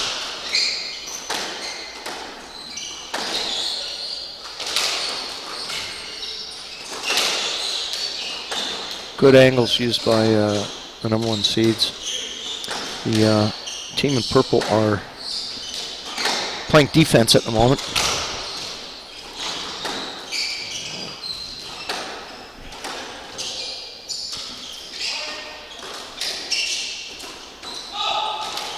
Well, there's a Philly from Elroy.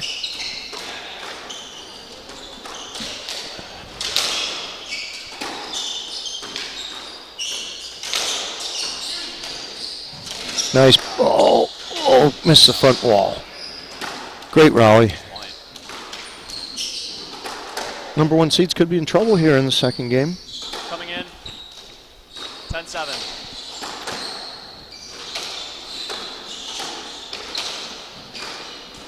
(10-7), team in purple. Elroy and Tor. Malaysian and Swedish.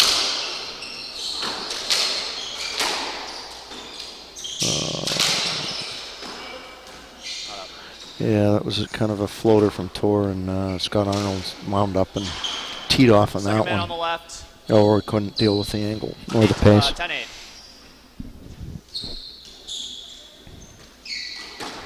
10-8, Elroy.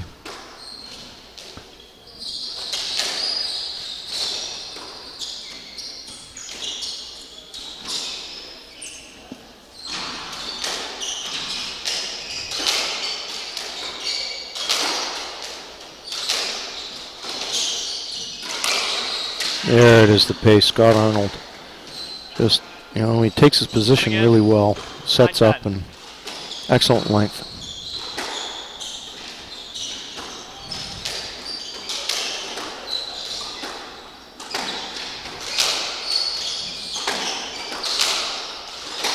Team in purple, they're trying to go after Scott Arnold for some strange reason here, and Scott is punishing them.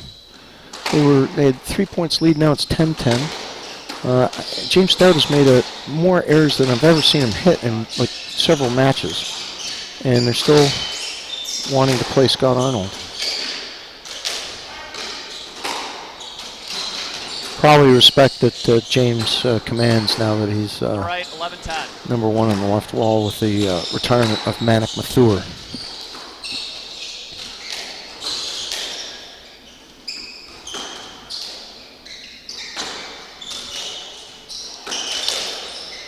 Oh, you know what? He might get a let. Yeah, 11-10. yeah, he had pretty good position, but Tor almost got him with the same strategy that Scott Arnold used on him.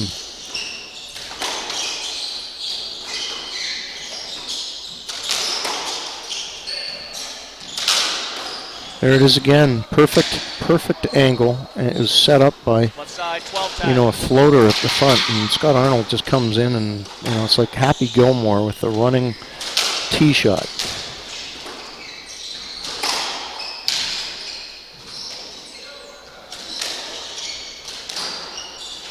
It's a 10 from Elroy. These guys were up. They were up. From the right, 13-10. 10-7, I want to say. And now it's 13-10 for the number 1 seeds, James Stout, Scott Arnold, in white. After this game, I'll try and report on the score of the other match. That's Sam Khalifa and Matt Anderson against Peter Kelly from this club. And his... Oh, my God. Very nice gets, everybody. Wow. Another error from James Stout. Clang. Second man, 13-11. 13-11, second game. They won the first.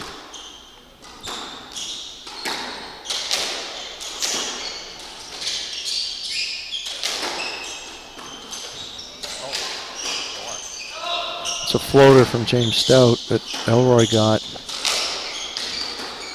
This could be trouble.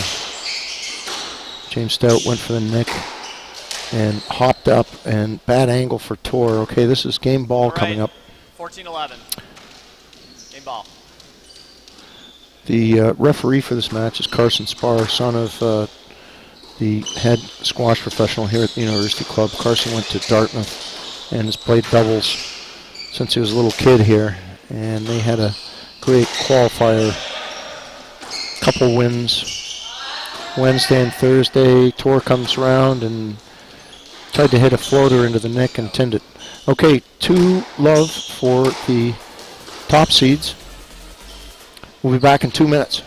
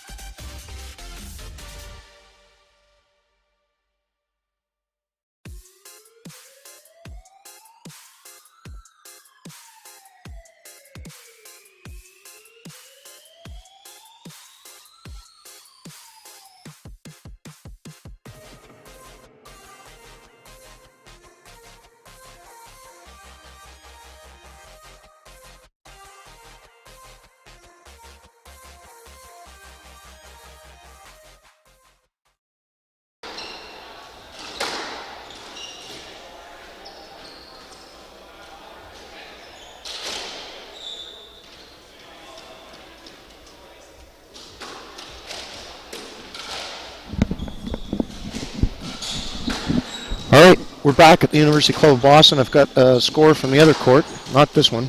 Sam Khalifa and his Canadian partner Matt Henderson won the first game, and they're in a injury delay here. George Brzezowski, Ryan from Montreal, had a tumble and cut his playing hand open, and they're trying to put a bandage, except with a sweat, you know, it's a problem. Wow. So we're in kind of a little delay there. On this court here, we got the number one seeds in white, up 2 games to love. They were lucky to win that game, that last game. They were down 7-10 and rolled to victory in that game. Team in purple, we got Tor, from Sweden and Elroy from Malaysia.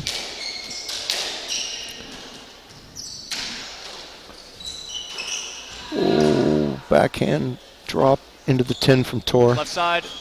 Tor, One love. I don't know where the television screen that you're watching can show you. Tor is very tall and big, and so is Scott Arnold. So you've got the giants on the right wall, and you got the little guys on the Right left side, wall. 2 love. Got 4 forehands out there. Scott Arnold serving 2 love.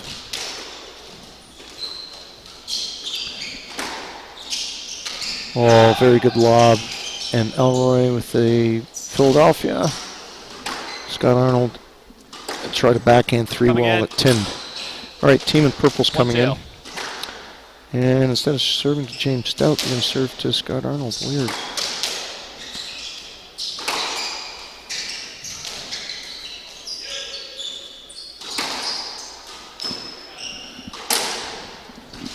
Elroy going for the reverse. James Stout picks it up quite easily.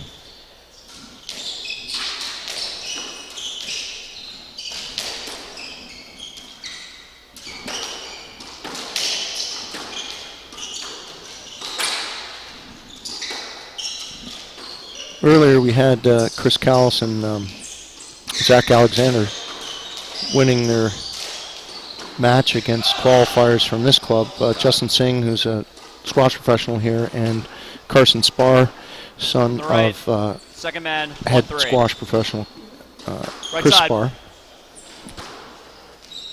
Okay, Elroy serving 1-3. Anyway, Callis and Manic Mathura won this tournament the last couple of years. Last year, both times I think against James Stout. No, Manic retired 2-3. after the Heights Casino final, which they lost. He's concentrating on his residential real estate in Manhattan. So if you're watching right now and you've got big bucks and you want to buy, a pied à terre in Manhattan, contact Manic. And he works weekends now instead of playing professional squash doubles. Anyway, James Stout Coming in. was in the final with Greg MacArthur last year, and Greg is at Sleepy Hollow. He started his squash doubles here in Boston many years ago, and Greg fell off, someone said a mini bike or a scooter. Anyway, he's out with a shoulder injury and hasn't played this year at all. Hopefully he'll be back next year. It's a 10 from Elroy.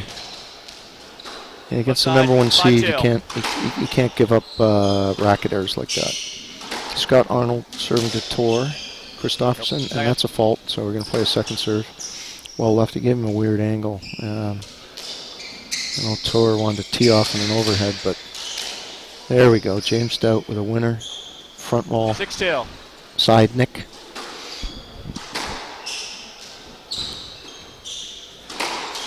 Carson Spar is refereeing this match. If you hear the score called out while I'm speaking, that's him. They've mic'd the referees. Elroy From the left, hit the 10 with his reverse. Left side. 7-2 for the number 1 seeds. In white.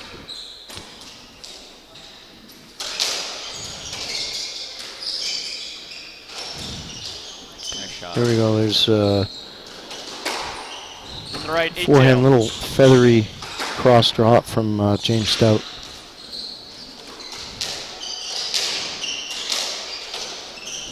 Oh, trouble. Couldn't get it. Nice length by Elroy. Second man. But they've from the dug left. themselves a deep 8-3. hole in this third game. Elroy and Tor are down 3-8, third game, having lost the first 2. Wow. There's another overhand winner. Right side. Overhead, front wall side nick. 9-3. It's a feeding frenzy for James Stout. World champion in rackets. Pretty good at court tennis as well. And he's adding squash doubles to his resume of professional tournaments he can win. Nice little reverse. You can tell by the body language, Elroy's getting very frustrated. James Stout has finally worked himself into the match, and instead of errors, he's hitting outright winners.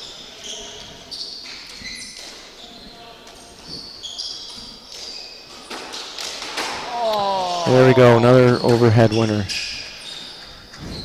We hadn't seen this all match long, and then it's a barrage of winners from James Stout.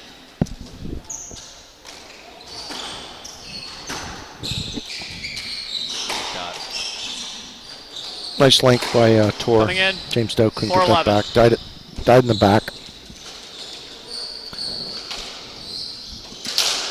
Hard serve by Tor. James Stout is laughing at himself. I'm laughing at him too, because he just reeled off like six outright winners. And at the start of the game, he made 3 clunker errors, and now he's back to hitting clunker errors. And he's laughing at himself, going, you know, what am I going to hit next, error or winner? And there's the precise power of Scott Arnold. He gets position and just hits terrific length.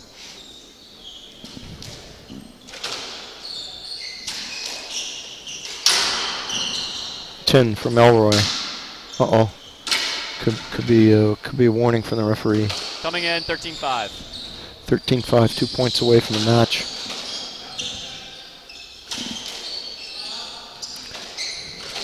James Stout with the lob. Error from Tor. From the left. Match ball. 14-5, match ball.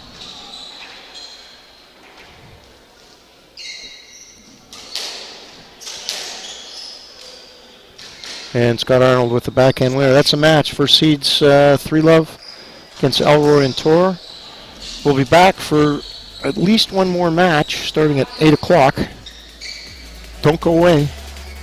Don't switch the channel. Stay here on Squash Doubles Association.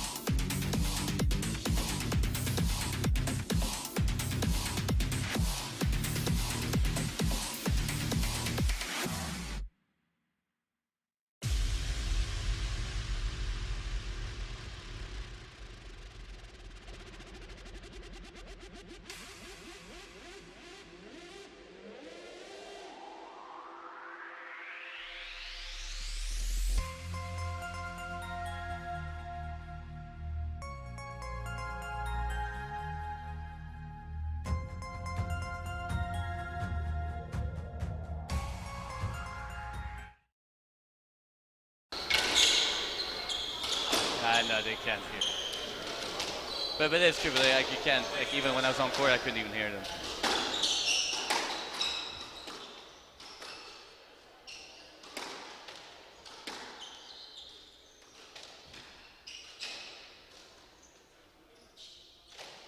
Judson Hughes starts to serve. Hughes West to receive. First game. Level.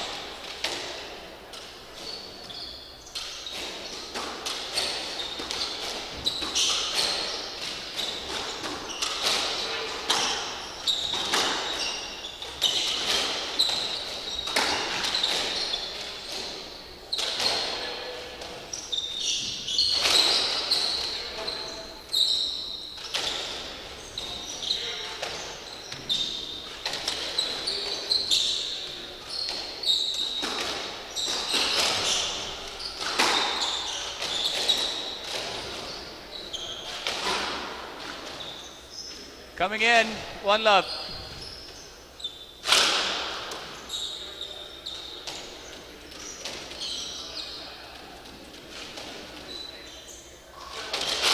Stop, stop, stop. Sit down. Okay.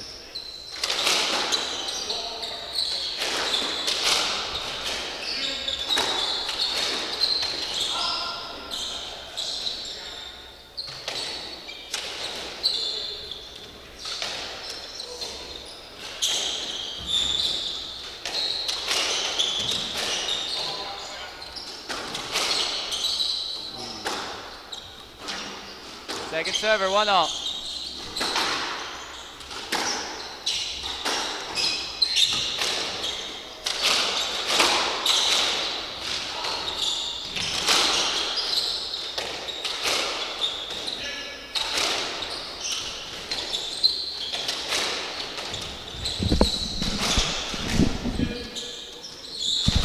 Okay, we're back. University Club of Boston for the 2023 MFS Pro-Am Squash Doubles Championship. In white, we've got Josh Hughes, son of Dominic Hughes, who just won the U.S. Nationals over 60s. Competitor of mine for many, many years. On the right wall, his partner is Travis Judson out of Connecticut. He's the head squash professional at the Creek Club in Long Island. Their opponents, see, we've got Adam Hughes from Scotland. He's out of Minneapolis, Minnesota. And his partner is Colin West, who is Canadian. He played at Harvard, but he's gone back to Toronto. And he plays out of the Cambridge Club. Quite a denizen of great pro doubles, the Cambridge Club in Toronto. They're in black. Travis Judson serving.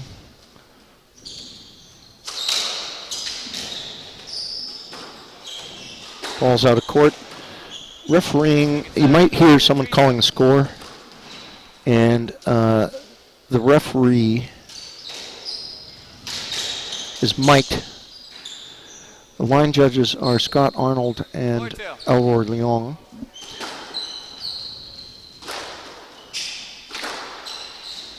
And Tor Christofferson is the referee, so he's mic'd, so you might hear the score said. Excellent reverse winner by Josh Hughes. 5-2. They're up 5-2. Now, the order of matches tonight were kind of changed because Colin West was flying out of downtown Toronto on the island at Porter Airlines, and they're very convenient in that they fly right to Boston. It's a quicker flight.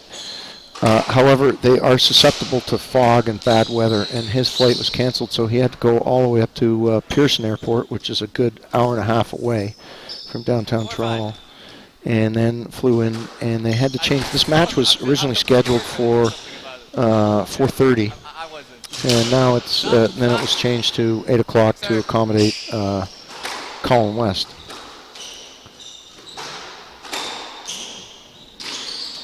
We want to see as much squash as possible here. There's a 3-wall nick by Travis Judson. Travis was at Appowamus for a little bit under the tutelage of legendary Peter Briggs, and he's moved on to the Creek.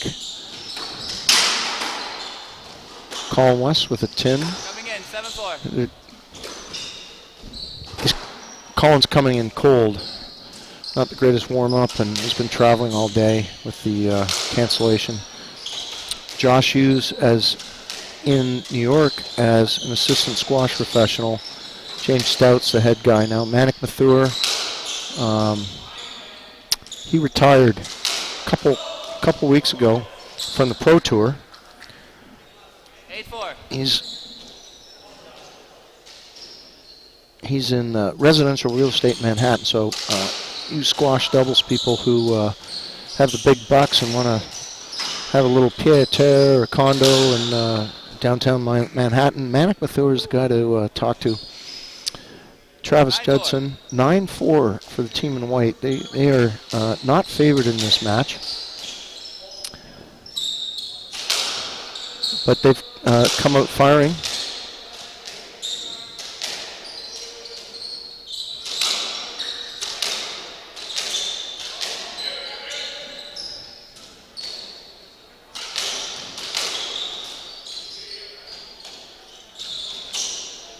Nice little roll corner from Josh Hughes.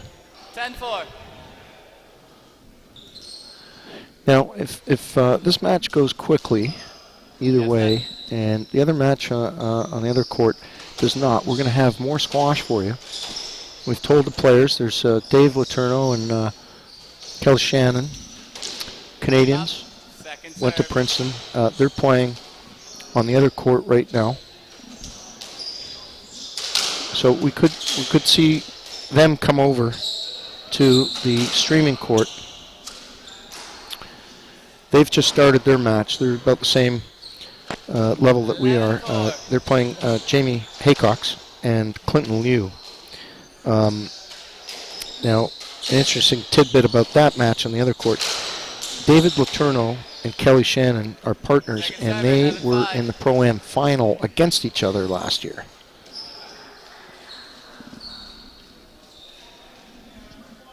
Back to the match at hand in white.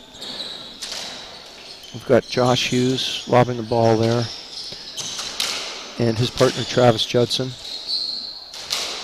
taking on Adam Hughes in black and his partner Colin West from Toronto.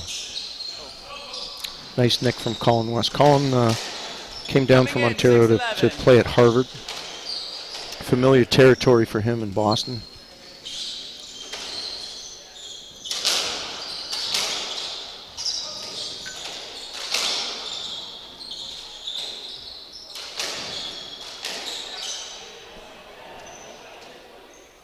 Ball's out of court, off the back wall. Airmailed. Adam Hughes serving.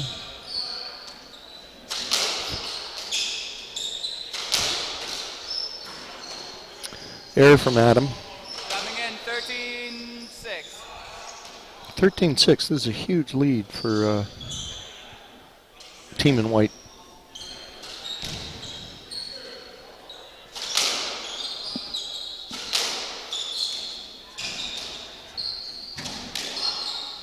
Great shot by Travis Judson. Off his back foot. 14-6, game point. Overhead straight drop winner.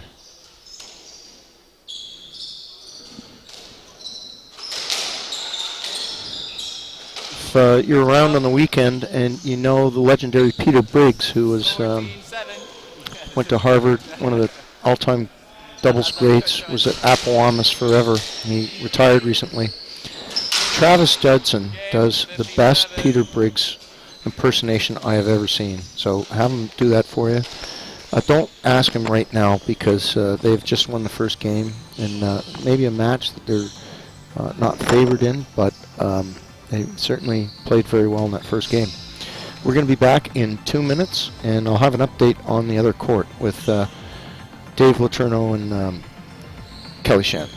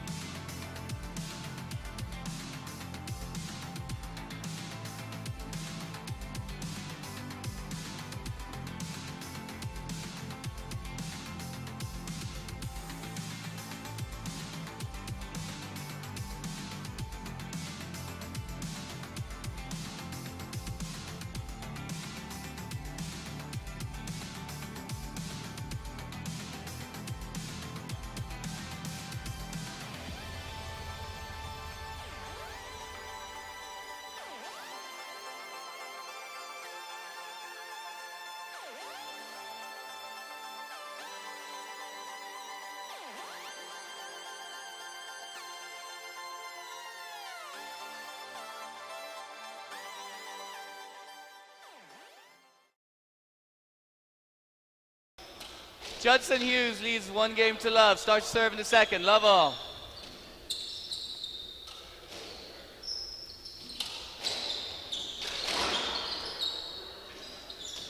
Coming in, 1 love.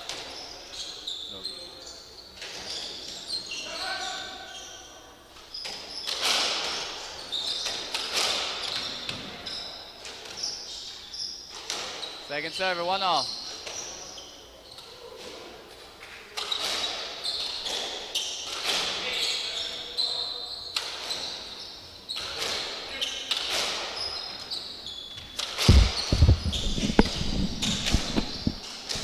Okay, we're back. This is game 2. Team in white up 1 love. It's Josh Hughes, originally from Newtown Square, Club Berwyn. His father is the owner of Berwyn Squash Club in the Philadelphia area, and his father, very good player in his own right, has won a few U.S. national titles in singles and many more in doubles. Josh is working at the R&T, Racket and Tennis, in New York City under the tutelage of #1 seed James Stout. His partner is Travis Judson, grew up in Connecticut, and he is now the head squash professional at the Creek Club in Long Island. Their opponents in black. On the left wall, we got Adam Hughes. He's from Scotland, and he works out of Minneapolis, Minnesota. He's had a few smaller tour wins in the last couple of years. Has been to Boston many times. His partner, Colin West, plays out of the Cambridge Club in Toronto. He went to Harvard, so he knows Boston very well. And his flight from Toronto was canceled, so he had to switch airports to get here. Travis Judson just hit a dead Nick 3-wall post. And 3-all.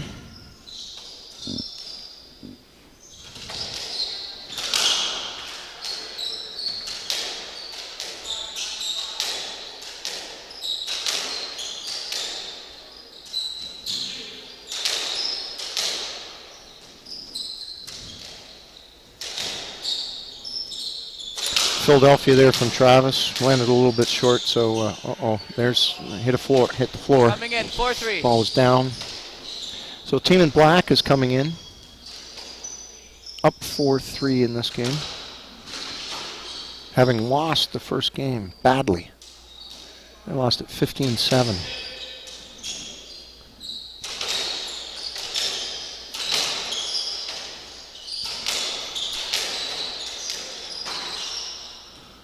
Yes, let. 4-3. Travis was fishing for a left point there, but was not given by the referee, who is Tor Christofferson, nor the line judges. We've got from the previous match. We've got Scott Arnold and 4-3. Elroy Leong as line judges.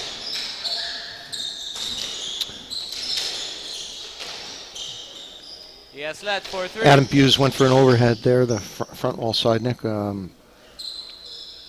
Missed it, but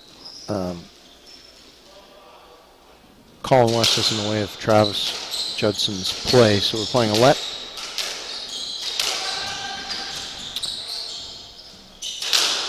Some good power from Josh Hughes.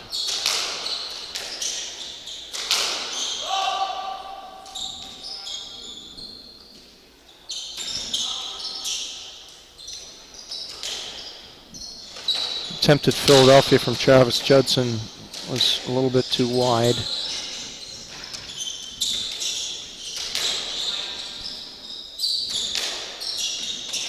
Good rally here, a lot of balls going through the middle. Lots of crazy angles.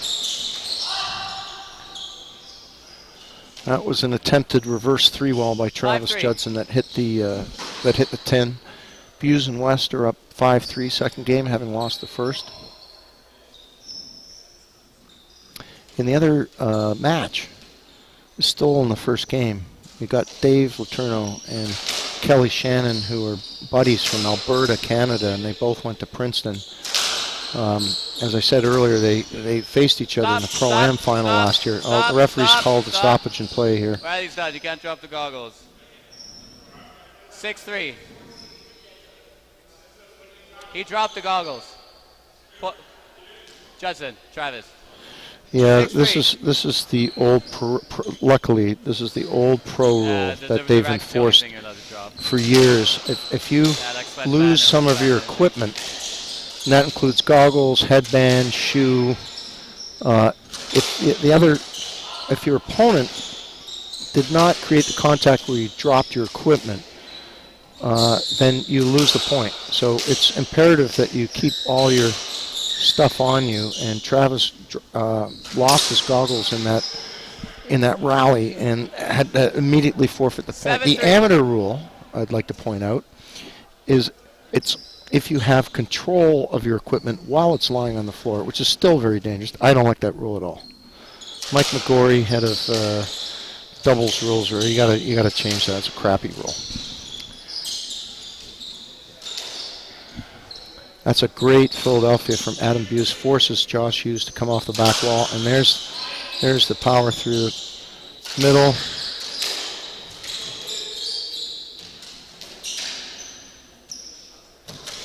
Anyway, on the other court, we've got Dave Letourneau and Kelly Shannon. And they're playing Jamie Haycox and Clinton Liu. And they're still in the first game. That match might switch over here if this ends quickly and the other one's still going with at least a game or two left. We'll see. There might be more squash. Okay, Josh Hughes taking one for the team. Yes, let. We're going to play a let. Colin West tapped him on the right side, 7-3. In the calf with a looked like kind of a drop shot. So Josh is okay to continue.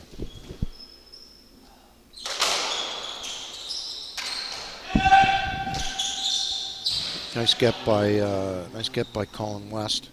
Yes, nicked it. 7-3. Oh boy, oh boy, oh boy, oh boy, oh boy, oh boy. That's okay. They're going to the line judges here because I thought the ball nicked, and so did the line judges. They overruled the referee. I know. I give him no that.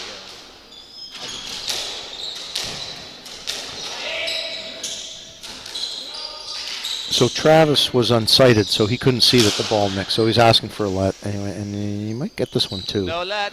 No let. No. 8-3. Too good a shot. Hard through the middle. Colin West serving. Team in black. Ooh. Yeah, I thought that was a fault. They might, whatever happens after this, whoever loses this point might appeal the serve because I thought that serve was down. Even the server might we're talking to each other. 9-3. You know, it's weird that they're not appealing the serve. They probably, like both.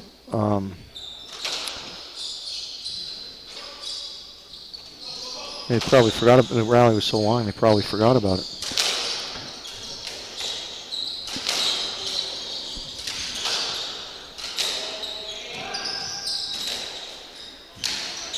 Nice pickup by Adam Hughes from 3-wall. Colin West with the lob to keep them in play here.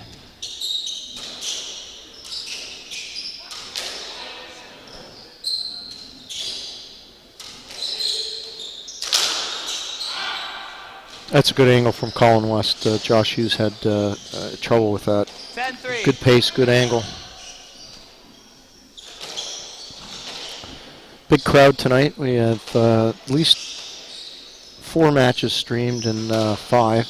We start tomorrow with the ladies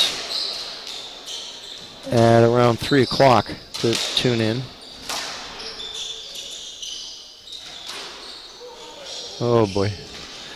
Colin had so much time to put that in the nick, and he just clanked it into the tin. Those are so embarrassing. Okay, Josh Hughes returning serve, down 4-10. Oh, in the old days we would have played that. Travis Judson was scared that Colin would hit him. 10-4. He crossed right when the ball was probably going to be played by Colin West.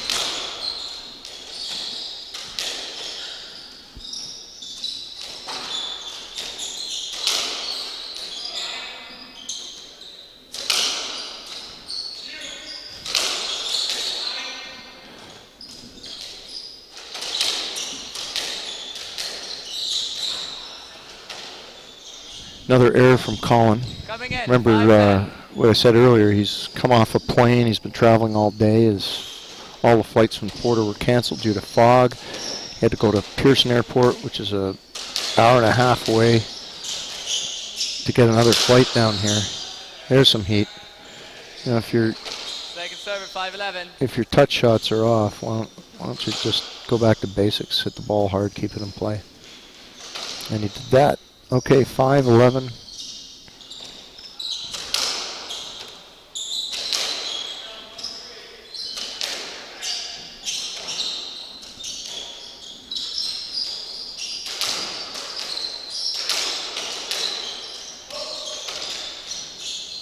Travis Judson going for the nice dig from Colin West.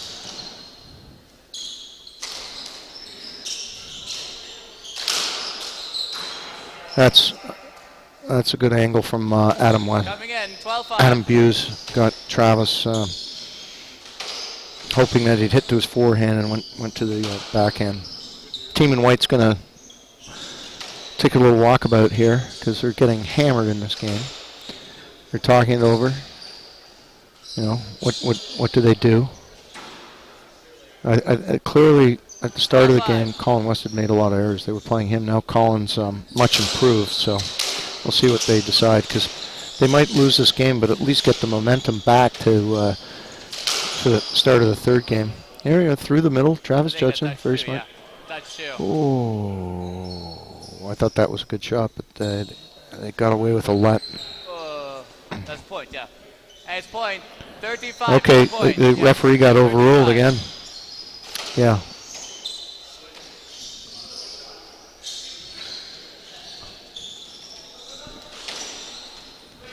Okay, here we go. Colin West.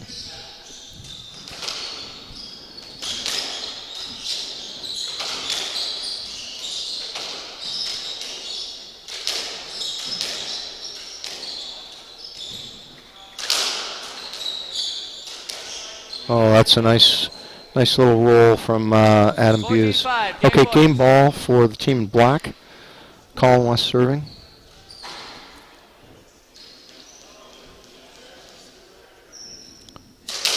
Hard serve.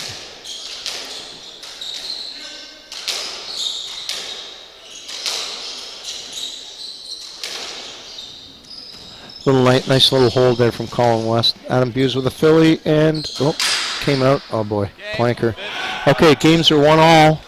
We got 2 minutes. We'll return then for game 3, and I'll check on the other court in the meantime. Be back soon.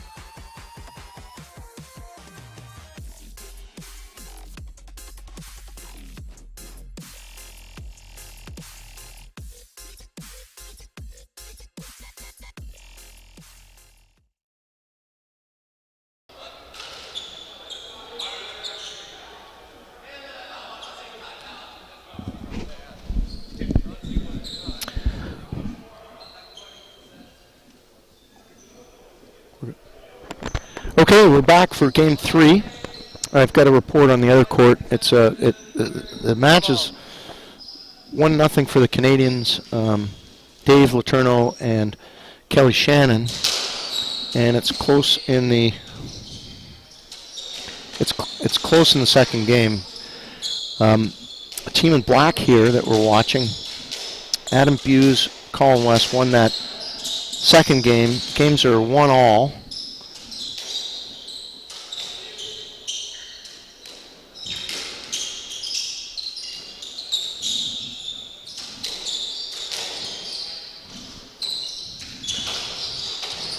Oh, nice backhand drop by Colin West. So the team in black is Adam Hughes, originally from Scotland, works out of Minneapolis, Minnesota, and Colin West is from Ontario. He went to Harvard, but he's gone back to Toronto to work there, and he plays out of the Cambridge Club in Toronto. We've got a lot more Canadians coming to play. Matt Henderson plays out of the Cambridge and the Badminton Racket Club. Over COVID, the restrictions in Canada were so severe that last year we hardly had any Canadians that were coming from Canada. That includes Stout and Arnold, who has won this tournament before with Robin Clark.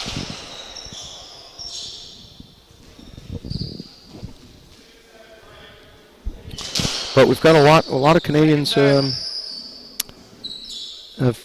made the trip. Colin West serving. Up 2-love, 1-1. Oh, bad error from Travis Judson. So Travis grew up in the Connecticut area, and he is now the head squash professional at the Creek in Long Island. Colin West telling Travis to, oh boy, Josh Hughes off the serve into the tin. Don't forget to clock in and clock out. That's pretty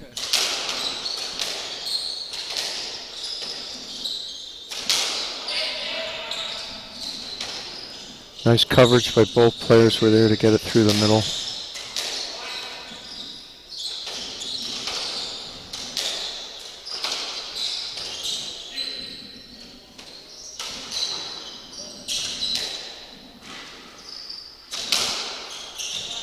Through the legs from Travis. Little trick shot. It's a good angle by Colin West.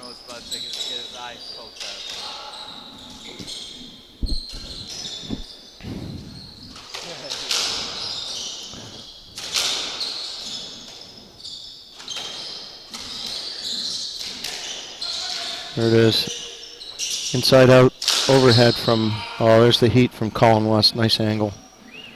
Josh Hughes unable to get it back with his backhand.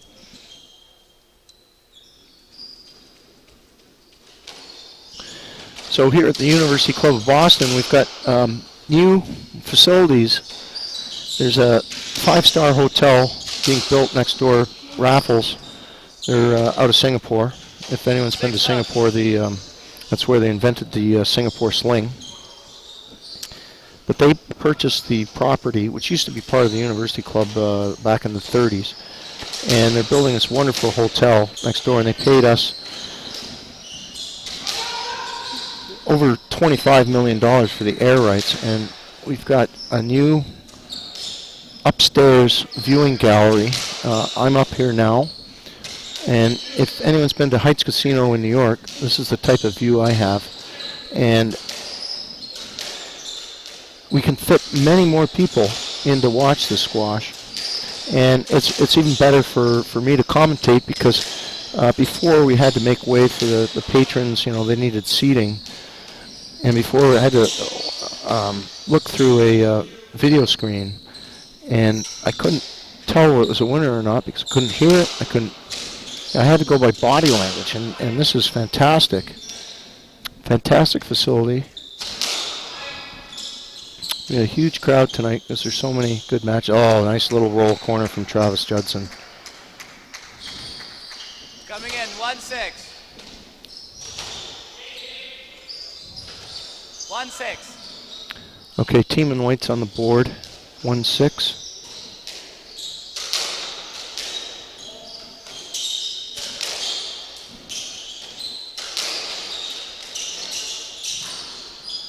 Backhand error from Josh Hughes. Second server, 1-7.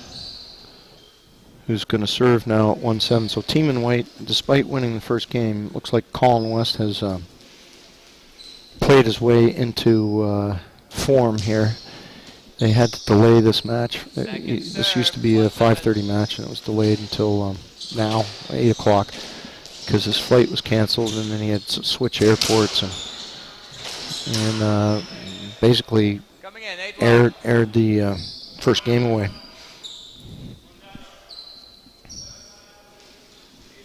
(8-1). Hard serving.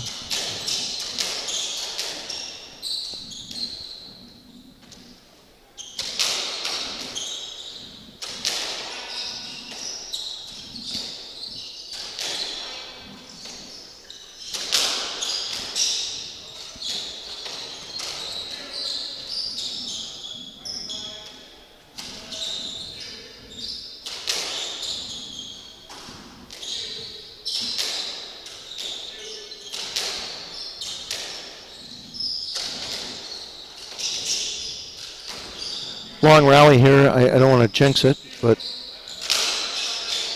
pretty good play from both teams. Trying to get position, and nice shot by Colin West. Backhand straight drop winner. 9-1. Team in black. Hard serve.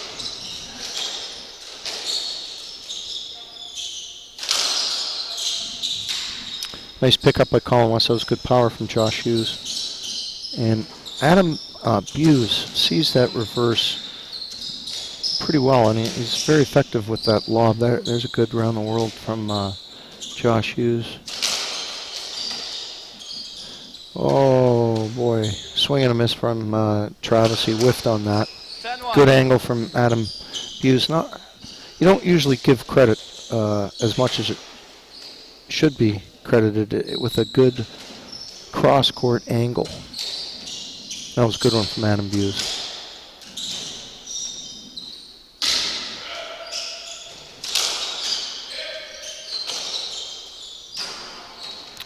Clunker into the 10 from Travis Judson. So it's looking pretty grim at the moment for the team in white. They have a little discussion there, and I think they're basically saying, come on, keep the ball in play. Let's play our way back into this game. But more importantly, if they drop this one, to go into the next game with a positive attitude and playing better.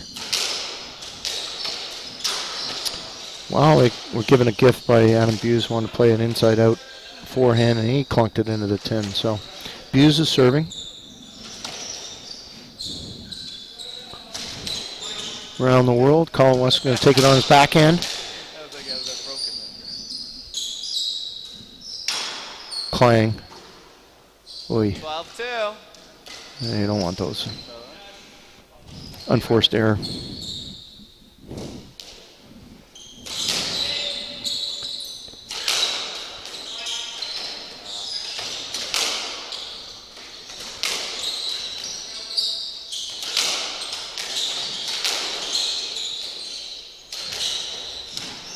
Nice overhead reverse from Josh Hughes. Coming in, 3-12. Their team comes in 3-12. They're way down in this game. Third game. Tied 1-1 in games.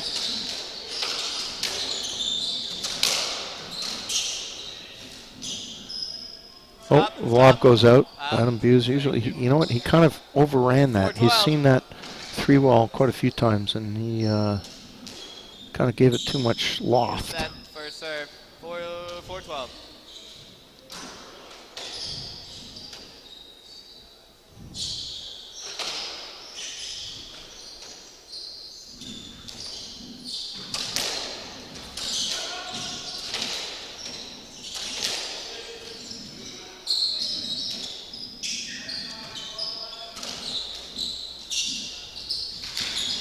Nice pickup by Josh Hughes on that 3-wall.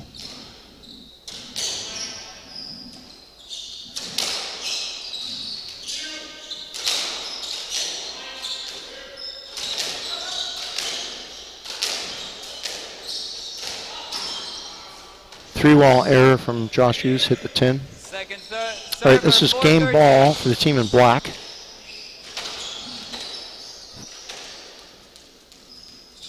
I believe it's 4-14. I could be mistaken here.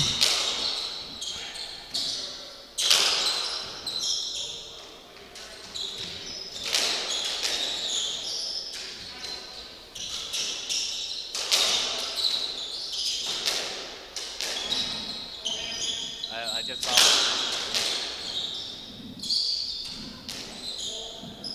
it. Anko, did you drink 10? You never drank 10, did you? You are not on 13. What? Error from Judson, overhead into the tin. All right, now we're at game ball. 14-4, game point. Once again, the referee is Tor Christofferson. He and his partner Elroy went down to the number 1 seed, Scott Arnold and James Stout. Second serve. Another 10 from Travis Judson. All right, so team in black is up 2-1. We'll be back in 2 minutes. I'll check on the other score and see how that game's going with the two Canadians taking on Haycox and Clinton Yu.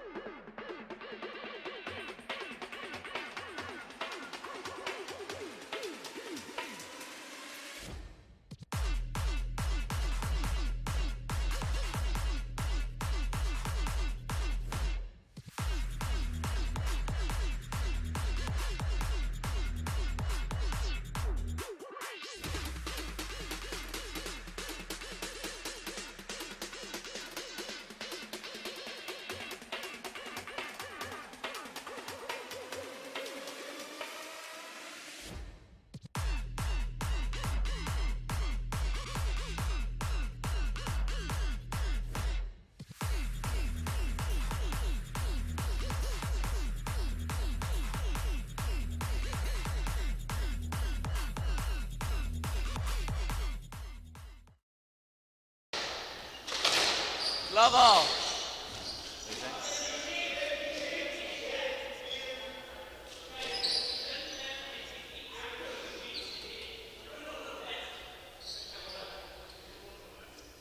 Yep, love all.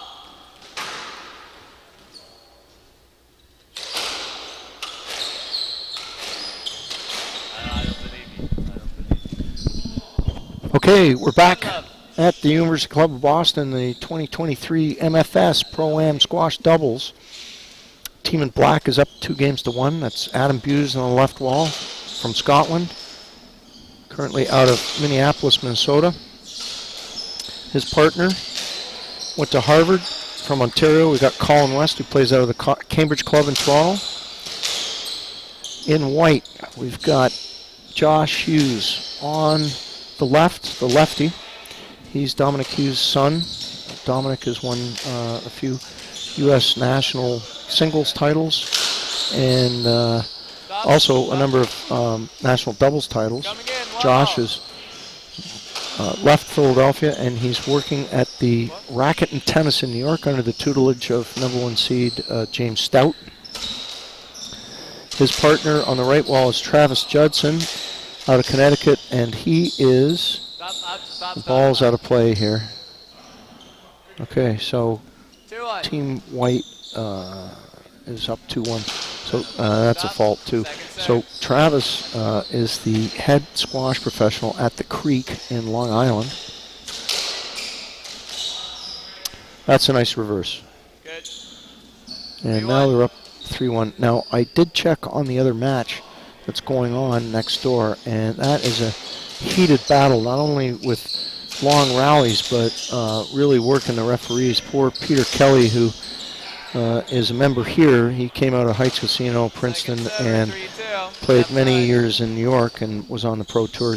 They lost their first round match, and they're only halfway through the second game, so we might switch that match over to this court. 3-2. And you get a taste at the end, so stay tuned. We'll get that as soon as the game, one of the games ends. That's providing that the team in white here can. Oh boy. Okay, that's going to be a let. Colin West took a, that's a shape by Travis Judson, and West, all good? the backswing 3-2. hit Colin West right in the nose. So he's taking a bit of time. Okay, we're ready to go again. Josh Hughes with the serve.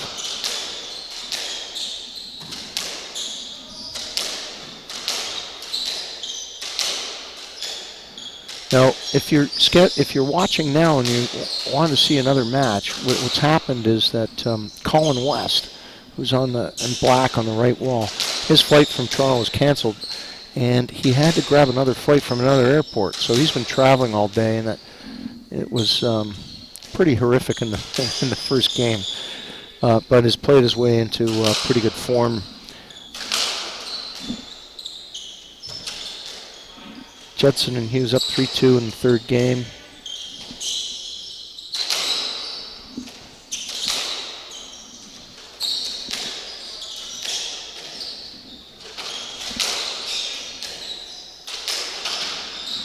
Well, that's a very good angle from Adam Hughes. Forced Travis Judson all the way back to the court, and he's playing defense at the moment. Oh, and that's a good inside drive that hit Josh Hughes in the right leg. All right, 3-all. Hard serve from Colin West, that's a fault. We're going to play a second serve. 3-all.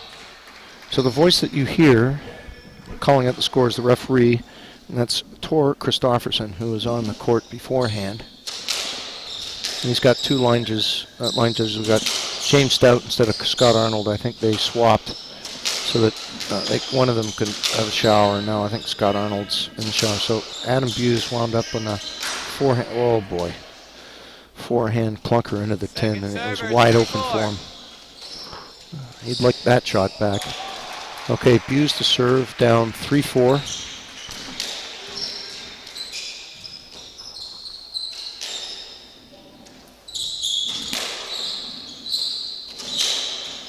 Oh, that's excellent length by Colin West. 4-all. It caught the side wall a little bit on the front wall and just died at the back. 4-all.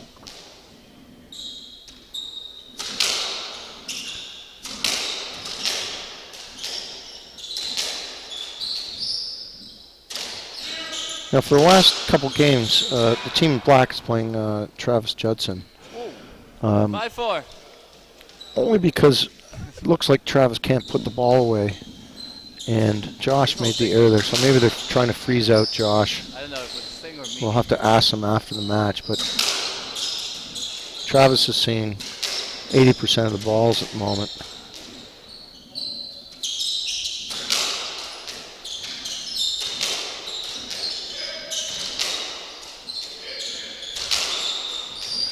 Adam Hughes is just playing goalie here, swatting the ball back, keeping it in play.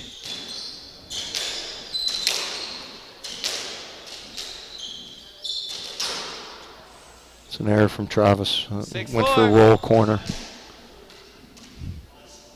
He's calling for the ball to be checked. Ball could be broken, and he can't squeeze it before he give it to the referee. Tor Christofferson is checking the ball. He's squeezing it. He's looking for the crack in the seam. Ball is... No, it's gone. It's gone.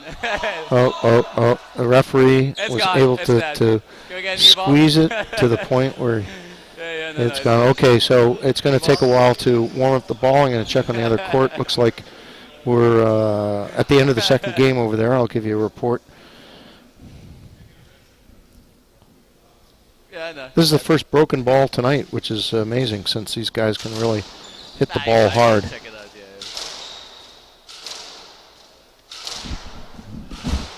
Bad rep for the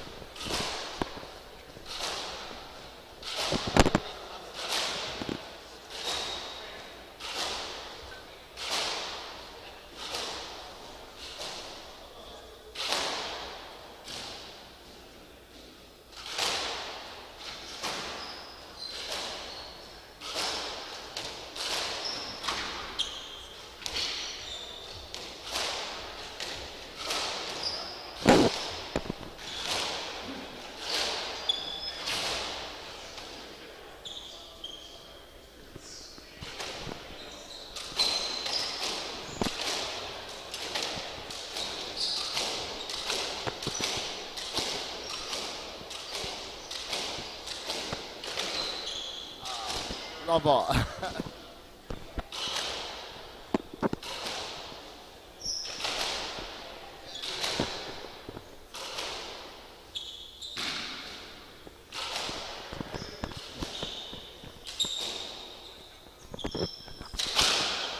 Okay, yes, let Busey from the right side, 5-4. Right side, 5-4. Busey. Right side. Right side, yeah.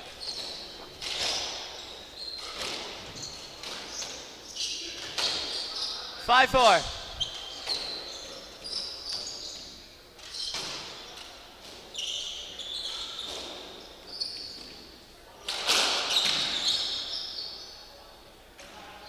Coming in, 5-all.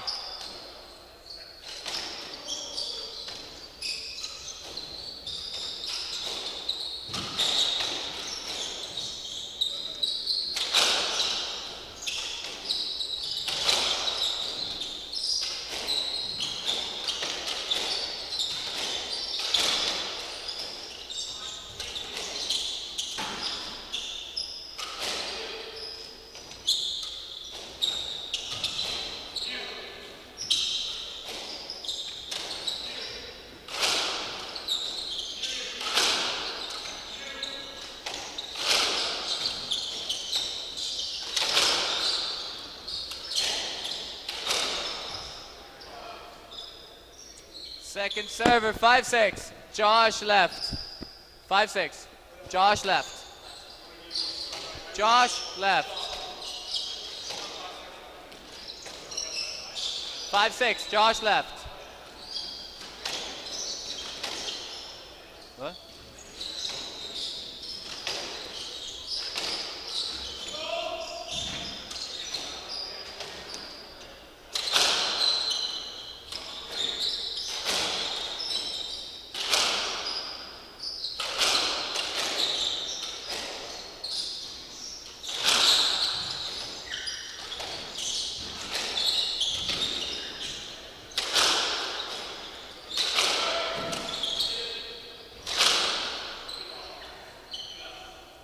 Coming in, 7-5.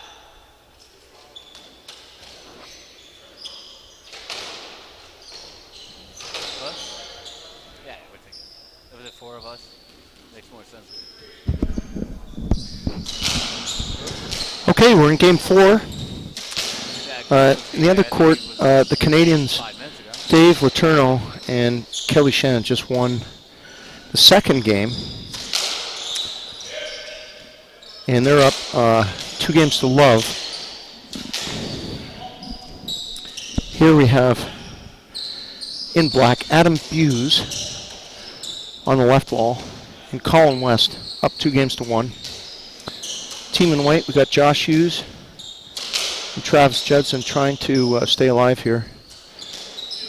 They're down 5-7 in this game. They're playing with a new ball. It's a miracle that this was the very first ball that's been broken tonight. And remember, these professionals can really smack the ball around. And I'm going to have to send out a thumbs up to the quality control. The ball is, that's a nice through the middle drive by Travis Judson that caught Hughes and West unawares. But the first broken ball, so they're back to making these squash doubles balls in Ireland. There's a brief time where they were made in Taiwan, but they're back being made in Ireland. Oh boy, Travis Judson had a nice little sitter there and tinned it.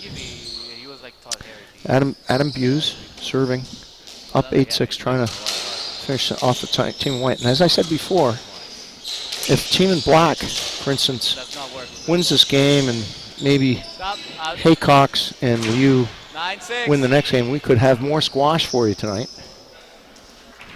A bonus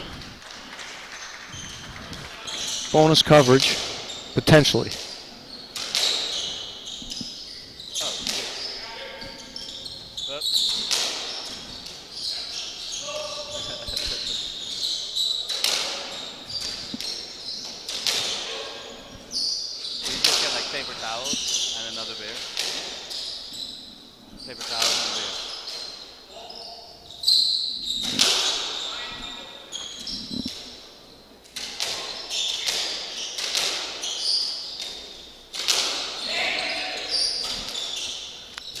Adam Hughes called off Colin West there. He wanted the forehand, and he was going to do something creative, which he did. He hit a roll corner.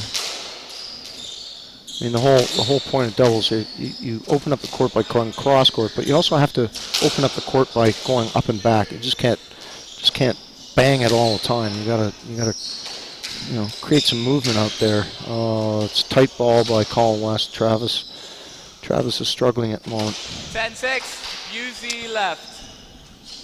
10-6.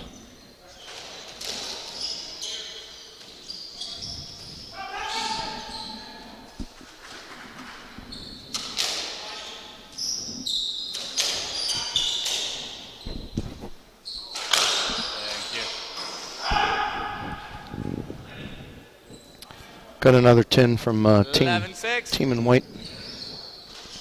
Looking very grim at the moment. That's a nice little roll from Adam Hughes. Oh boy. Colin West hit a very predictable ball that almost cost them the point there, even though they were positionally way up in that point.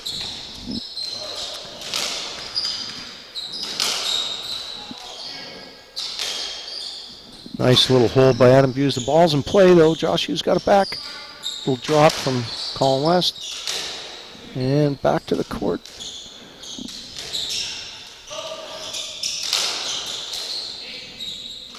Adam Hughes calling off Josh, and there we go. So Travis Judson was able to get that back, even though Josh Hughes was beaten. So we keep continuing. Here's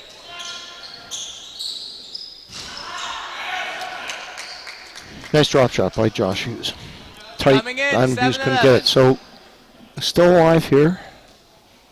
Coming in, Travis Judson to serve, 7-11.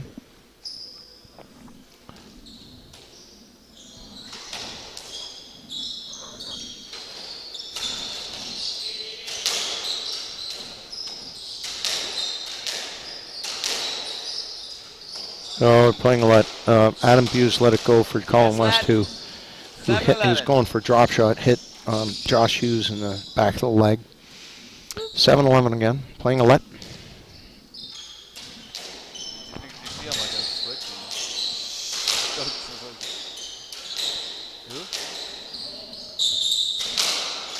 What? Banquet. Oh, you going to a banquet? That's some serious power from Adam Hughes that Travis Judson's trouble here. Oh, through the legs. Still alive. Reverse forehand 3-wall. Nice shot by Adam Hughes. What are you saying? I'll repeat that. Second server, Reverse 12-7. forehand 3-wall. Josh That nicked. from the left.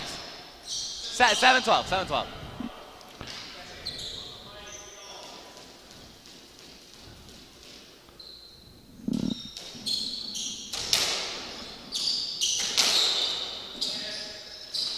Playing a let, coming around. Yes, let.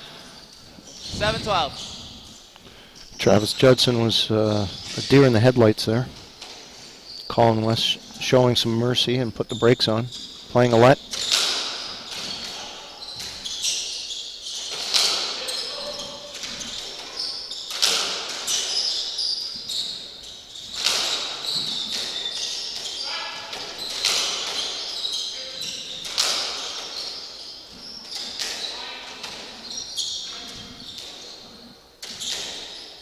Team White is keeping the ball in play nicely here. They've got to, because they're down 7-12. You can't be too offensive here when you're down by that much. You gotta keep the ball in play and hope for a little, an error or two from. You can't make that error. So Josh hit the tin. Coming in, 13-7. Ow. 13-7. Yo, cut your fucking nails, man. Well, we've got the referee mic'd. I think he said something in Swedish, which we can't repeat. Note, Anku Patrick does not cut his fingernails.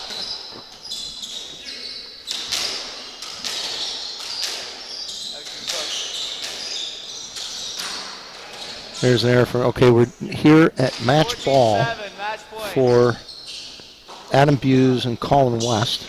And like I said before, if the other match goes into a fourth game, we're gonna give that to you. Live streaming here. It'll be the fifth match of the day here on the SDA live streaming, going around the world.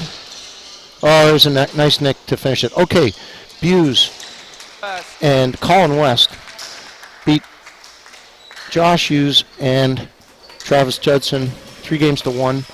Stay tuned. I'm going to check to see where that other match is going to be moved over here.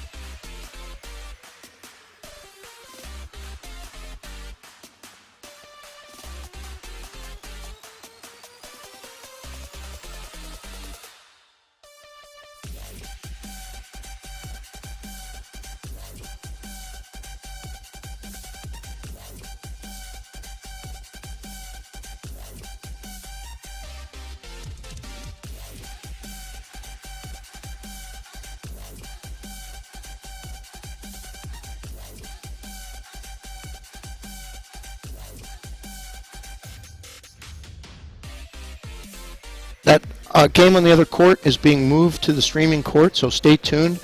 Currently, the Canadians, Dave Letourneau and Kelly Shannon, just lost that third game, but they're still up 2-1, and they're playing Clinton Liu and Jamie Haycox. So stick around. It's going to be 2 minutes when we start the end of that match. So bonus coverage here. Fifth game. Don't go away. It can be very exciting.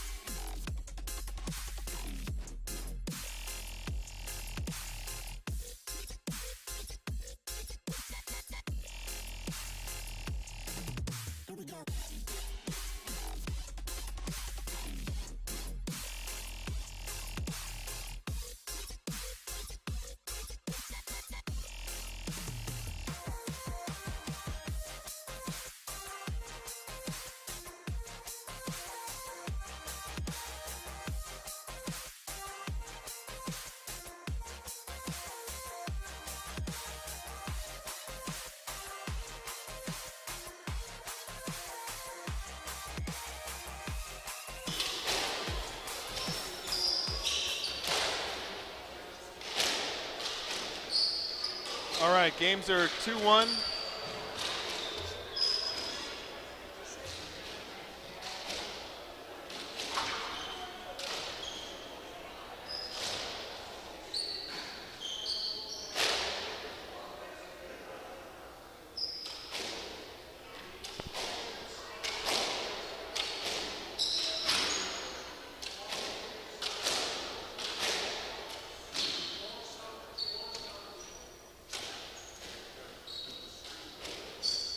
All right.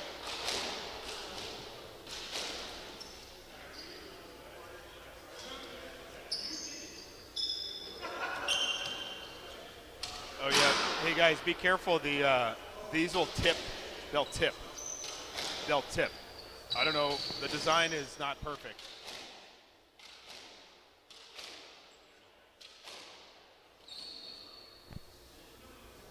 Ball cooked.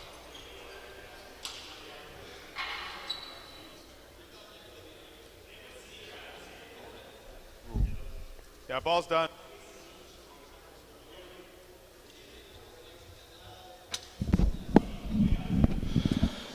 Okay, we're back.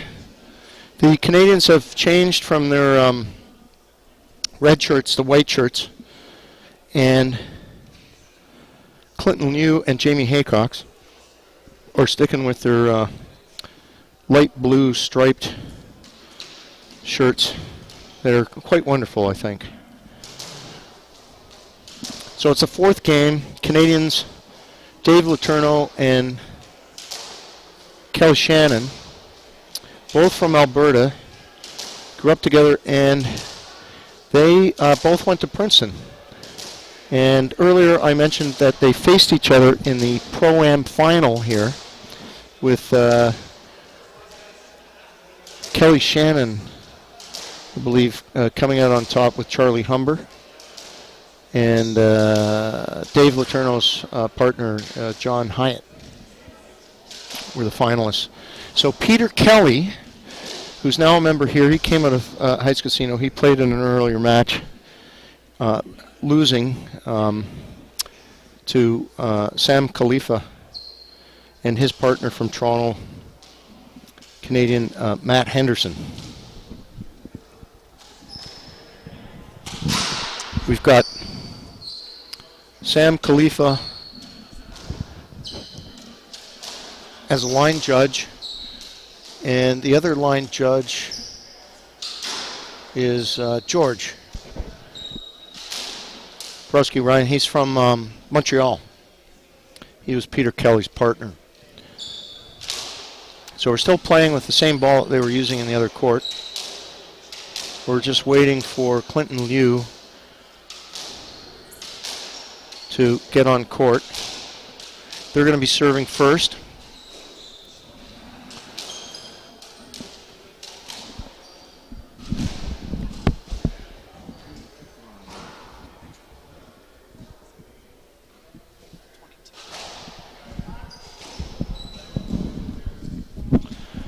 Okay, it's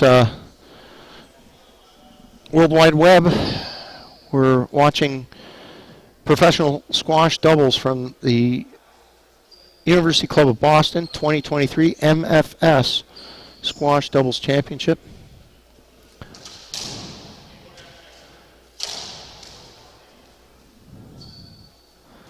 Okay, referee is Peter Kelly. And this is going to be the start of the fourth game. This is not the start of the match. We had it on the other court, but there are hundreds of you out there who want to see the end of this match. All right. Slates, can you hear me? Yes. I can hear the referee, Peter Kelly. 1-2. Love all. All right, Jamie Haycox is from England. Clinton Liu is from South Africa. Clinton's played here many years, and a few years he's played with club member here, Will Hardigan.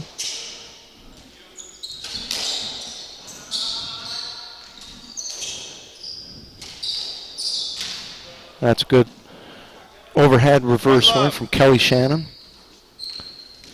Dave Letourneau is living in the Wilmington, Delaware area. He did go to Princeton. He's still playing a few tour events.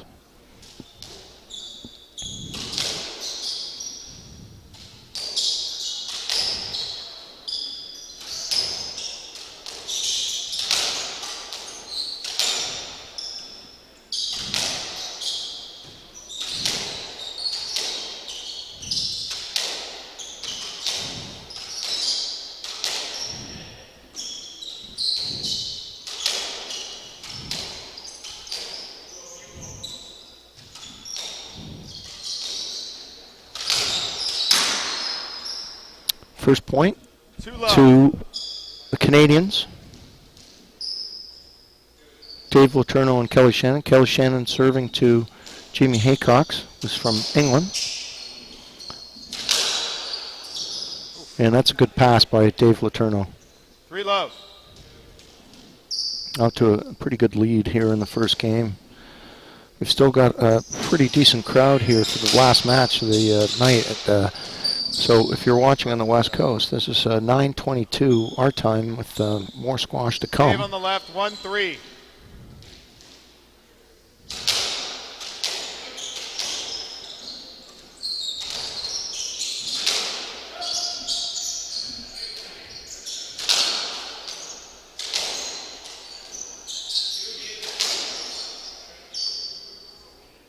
Clinton Liu is looking at the referee, Peter Callis, potentially Coming in, hand out. looking. 2-3. Looking. Oh, it was a left point was given.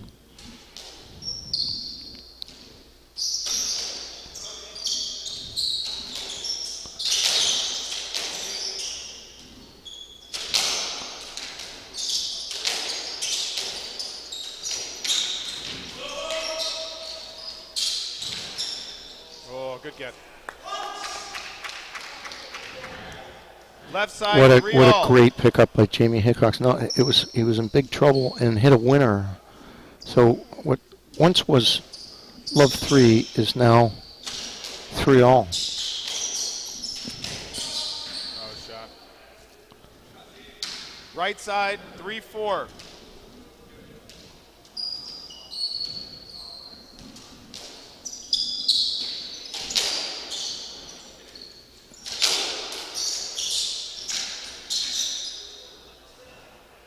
Left side, 4-all. Yeah, that's a nice straight drop by Clinton Liu. Clinton's been a big supporter of Squash Busters in the year too. We got he comes back to Boston for the charity Urban Squash that Greg Zaff started. 5-4. Very, very popular figure here in Boston. And they're up 5-4. Clinton serving to Dave Letourneau.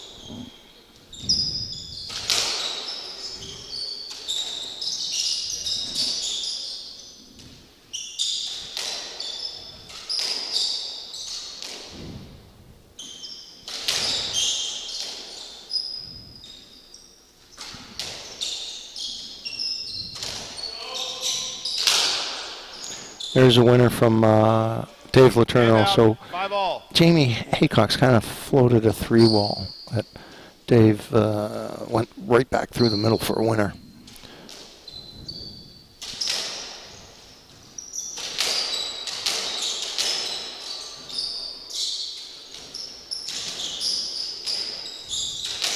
Now, I wasn't seeing too much of this match earlier because we had the match with Adam Buse and Colin West winning in 4 games. But this is like the 3rd time Clinton Hughes, he's taken a dive here to get shots and got each one of them each time. So some great athleticism from South African Clinton Liu.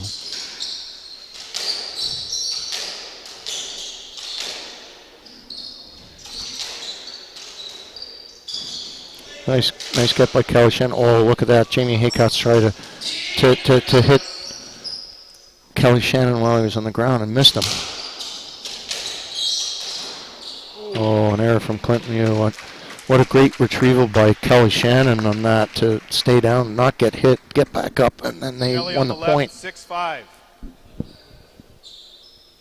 Left.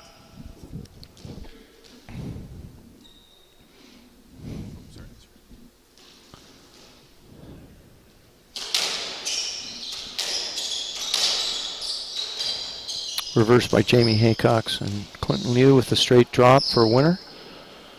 5-all. Dave on the right, 6-all. 6-all. Pardon me.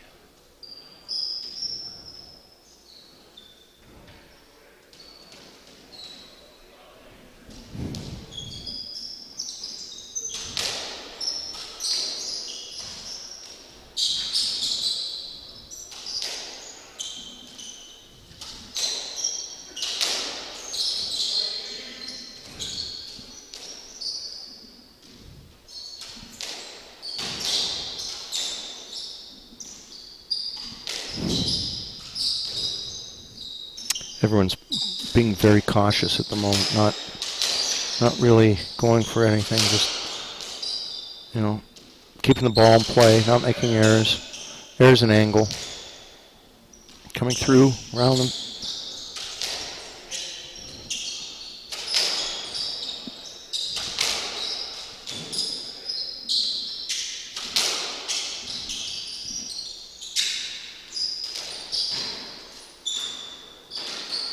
Drop shot error from Dave Letourneau. They're down. They're up 2-love albeit they won the Hand second out game 7-6. 15-14.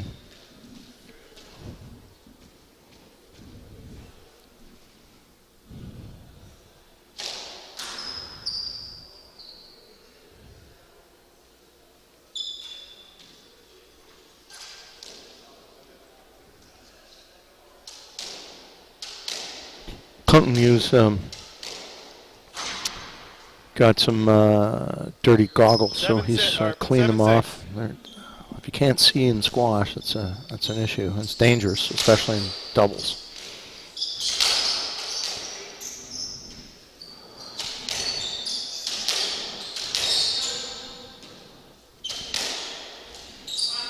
Nice pickup by Dave Letourneau, but that's some serious heat from Clinton.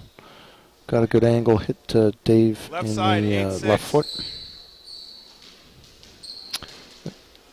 Tide is turning on the Canadians here. It's not looking good. They did win that second game 15-14, but there's a perfect 9-6. perfect length from Haycox.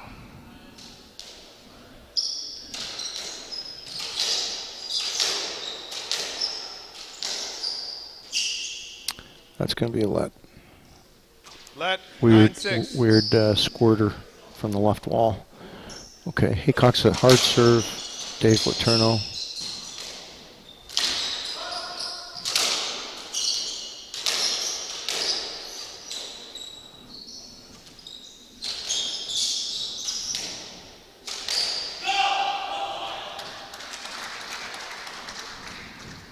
Clinton on the left, 9-7. Nice shot by Kelly Shannon. He drove that overhead into the front left nick.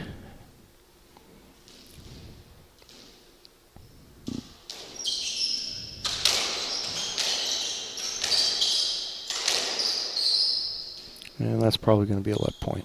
8-9. Yeah. Coming in. Clinton hit it back to himself. Kelly Shannon serving 8-9.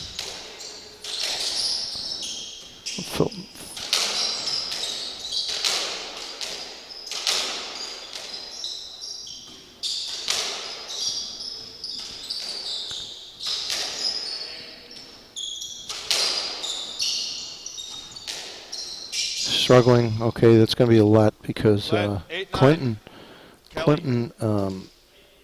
prevented Dave Letourneau taking his backswing. So very tight here. We've still got a huge crowd here. And everyone knows how intense this game has been. They've switched courts. They've kept the audience. Oh, error from Jamie Haycox. Left side, so 9-all. they were up in this game, and now Haycox has made an error.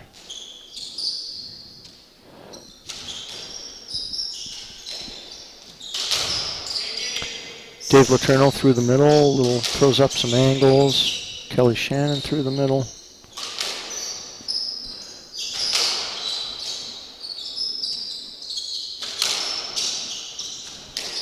Intense stuff here at the University Club of Boston in the 2023 MFS Pro-Am.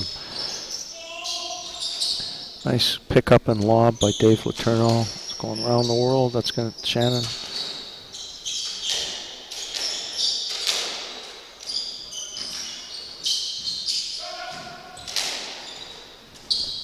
Oh, too bad. Dave Letourneau was passed, and Kelly Shannon still had a play on the ball. Tried to go off the back wall, but hit the netting just above the back wall. Okay, so 9-10.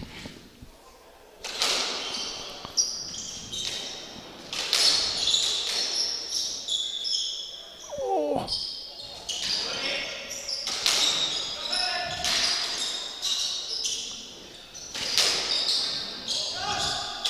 The Canadian teammates had a kind of a bit of a screw up there where neither one of them knew who was going to take it, and then finally Dave Letourneau just kind of jerked it back, and there's a good winner. Maybe not.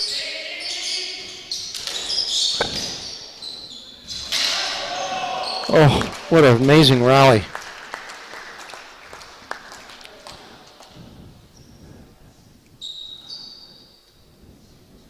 Hand out 11-9. Okay, Haycox is in. 11-9. As I said before, it's pretty tense here. This is by far and away the closest match of the night. Of course, it's the last one.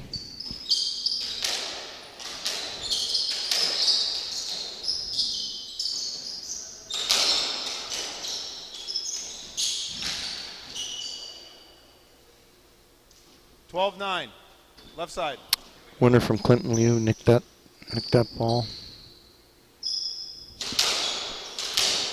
Liu and Haycox trying to make it go 5, on the but right, 12-10. Very out of the blue error from Haycox. Hit the 10 with that forehand.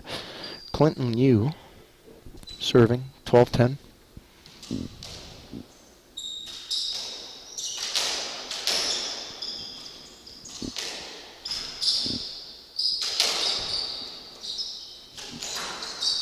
That's a 10 from the reverse. 13-10. Kelly Shannon's very upset with himself. He had an open ball. 13-10. Clinton Liu trying to serve his way into a 5th game. Ooh, we're gonna 13-10. Came through the middle. Clinton was slightly in the way. They're going to the line judges.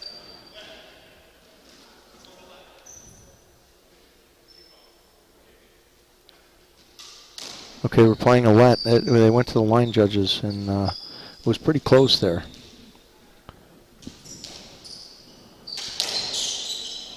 Oh, you know what? Kelly Shannon shaped to hit a reverse and went straight rail, and Jamie Haycox completely lost it. Missed it completely. Clinton Liu, knowing the seriousness of the situation here, has called a let. He wasn't ready for the service. 11-13.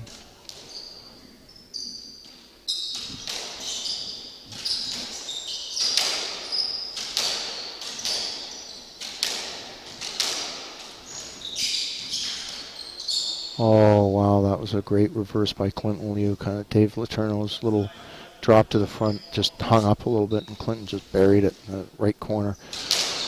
Okay, this is game ball for Liu and Haycox. Oh, I don't think. Oh, that's. Oh boy. If I were a referee, I would have called no let on that, because you gotta make it audible. I don't think either one of them could have hit it. But anyway, I'm not the referee. I'm just the guy upstairs calling the shots here.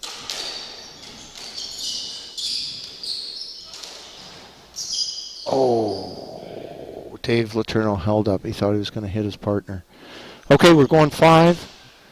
We're going to be back with the most exciting match of the night. 5th game. Canadians were up 0-2. Liu and Haycox have come storming back. See you in 2 minutes.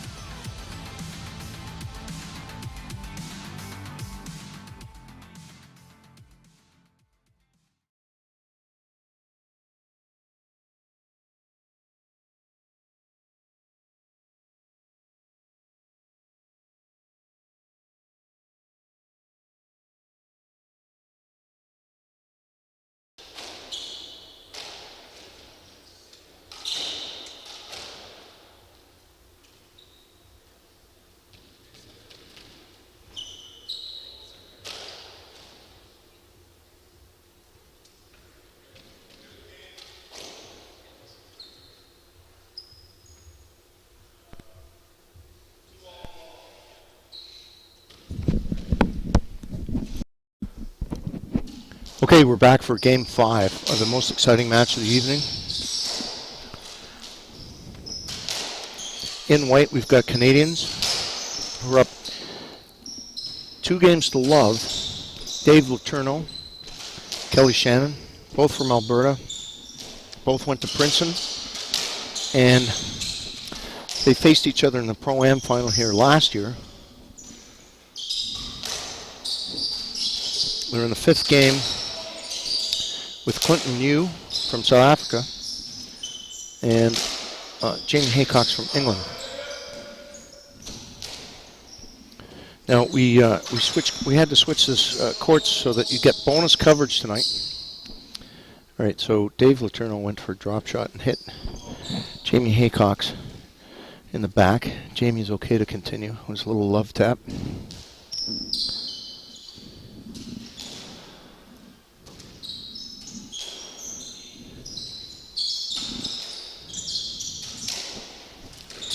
Nice pickup by Kelly Shannon. This is going to be a long game, so get settled in, folks. This is the 5th game here at the 2023 MFS Boston Pro-Am.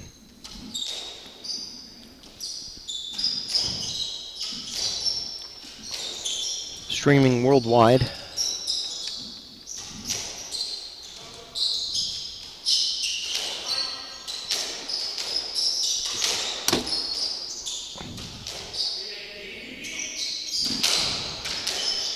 We're going to have a call here. We're going to play a let. Kelly Shannon was fishing for a stroke. Or, sorry, a let point. Don't tape that. I always say let point. That's a proper terminology in doubles. Stroke is in singles softball.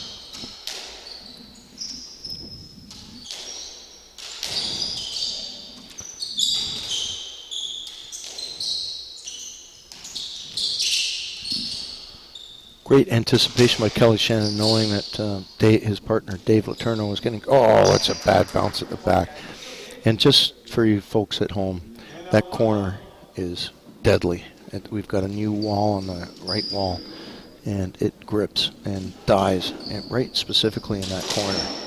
Local knowledge.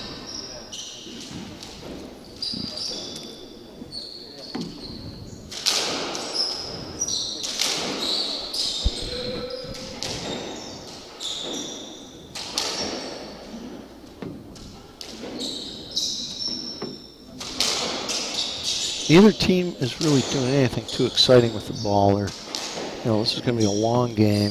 They don't want to make errors. Oh boy, announcer's curse right there. Kelly Shannon hit a 3-wall on the bottom of the tin. Okay, 1-all.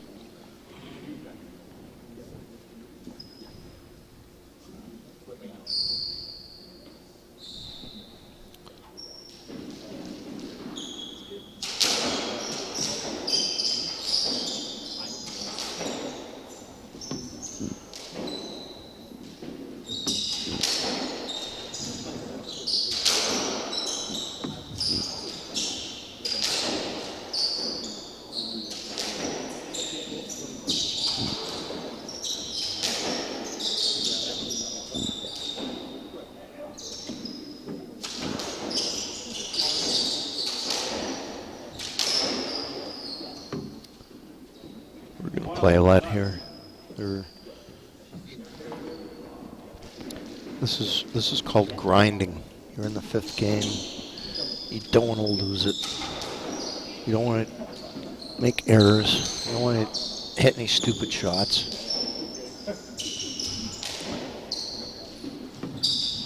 These guys are professionals, so the fitness aspect might come into play, but highly unlikely. It's more of a mental thing.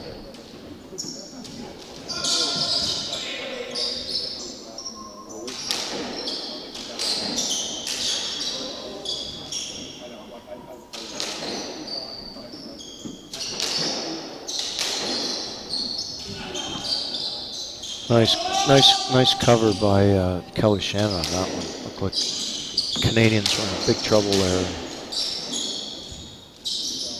Oh, we're gonna have a call here.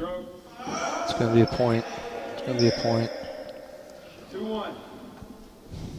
A little loose, but these guys are fast, so Clinton hit the ball right back at himself, and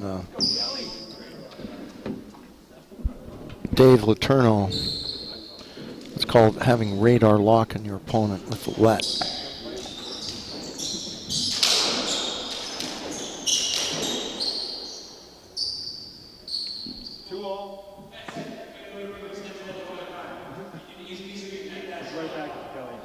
Yeah, Kelly Shannon's appealing the stroke. He ducked, and this is something I do all the time, and I get down low so my opponent can still play it over my head. But a lot of people think that it's a let point. I disagree. I think Kelly Shannon has a right to be upset with that call, but I'm not the referee. I'm just the guy up top in the crane. 2-2.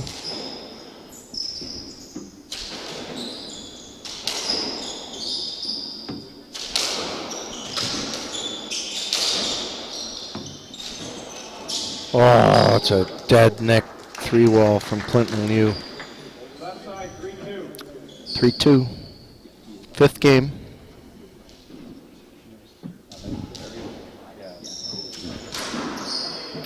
Oh boy, that was a lazy overhead from Kelly Shannon, and he apologized to his partner Dave Letourneau. Okay, Jamie Hickok's up 4-2. Fifth game, best match of the, or closest, I should say, closest match of the, probably the best, but good angle by Kelly Shannon. Clinton got a piece of it on the frame, but no good. All right, 4-3, Clinton serving. Clinton and Jamie Haycox are in the striped kind of blue multicolored shirts, and in all white are the Canadians, Dave Letourneau, Kelly Shannon. Oh, that's a good angle by Clinton Liu. Got the ball behind Kelly Shannon, so they're up 5-3, fifth game.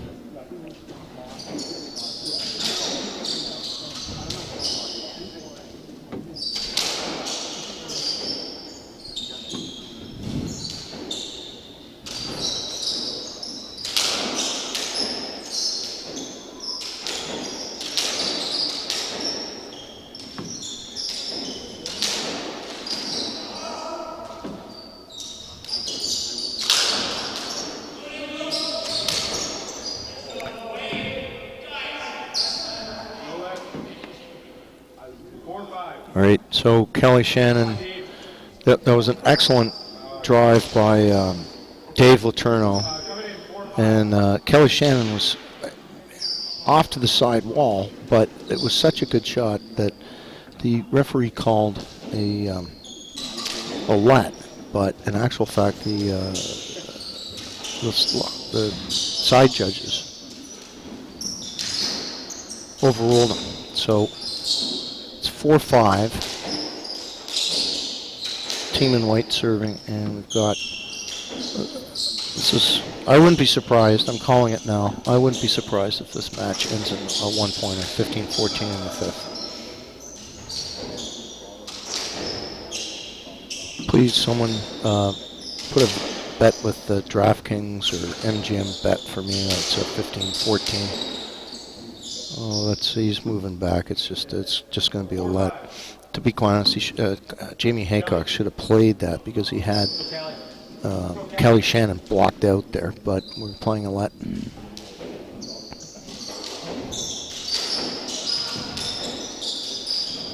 Reverse from Kelly Shannon, coming around, Dave Letourneau, lobs. Nice pickup by Kelly Shannon. 3-wall. There's the heat. Okay, good angle. 5-all. So the last couple games, Clinton Liu's hit quite a number of winners, and it looks like the Canadians are just trying to play Jamie Haycox, not to beat him, but maybe playing him, for the error, and maybe freeze out Clinton Liu, get him cold, so he when the ball gets to him, that's a good pickup by Dave Letourneau. Let's go for Kelly Shannon.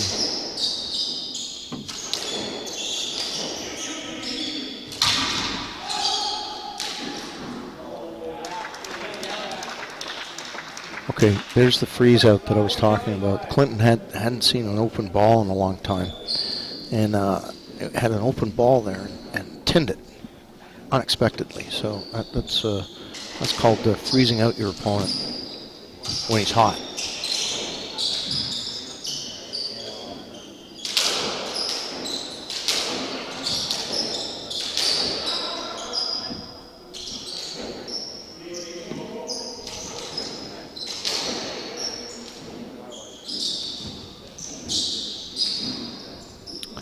Dave Letourneau, when he gets in trouble in the front, is hitting some really good lobs just to get his team back into position.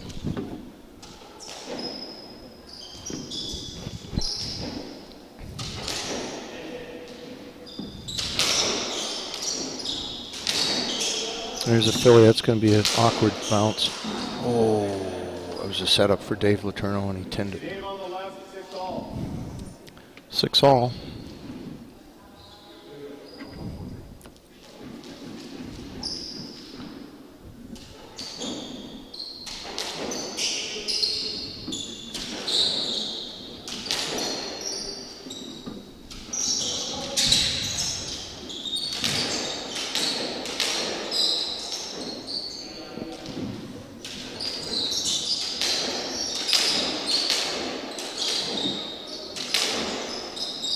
Well, we're going to play a let there. There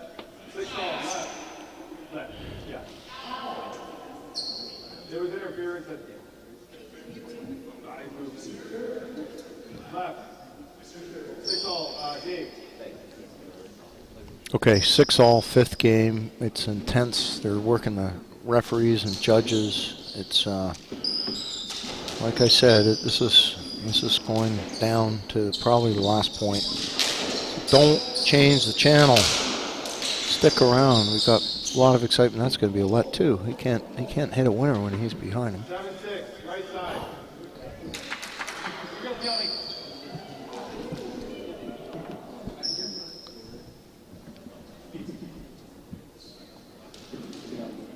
We've got a huge crowd here, and they're all very quiet because they know how intense this match is. Good pickup by Kelly Shannon.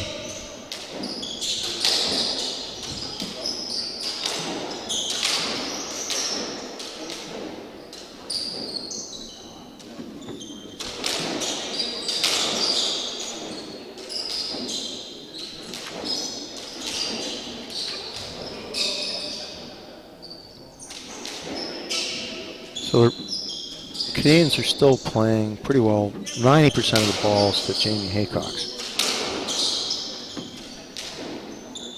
Whether it works or not, well, we got an error. We got an error out of Jamie Haycock, so he's questioning himself. Clinton Liu was talking to him and saying, he's probably saying, hang in there, don't make any errors, keep bringing it cross court. I might. You might set me up for or something I can put away, but Clinton is definitely cold at the moment.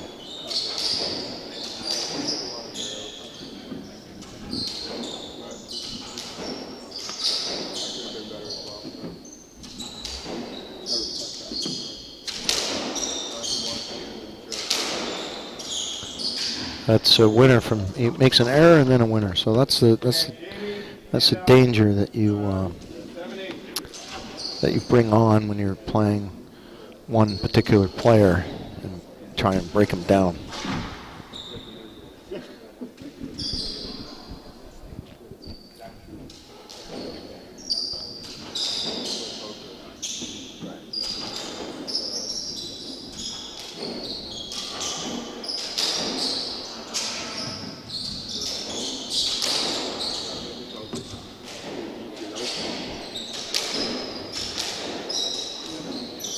Oh boy, that could be a point. That could be a point.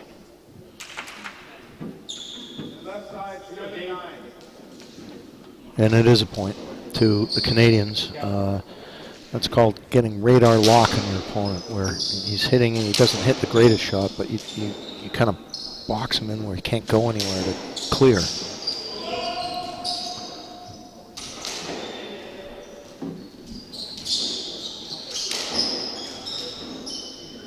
Jamie Haycock's going for an overhead winner there.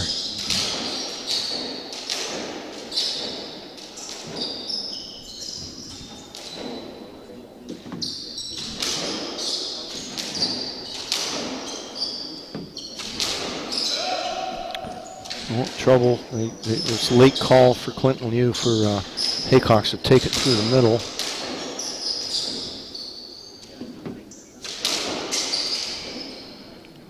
Just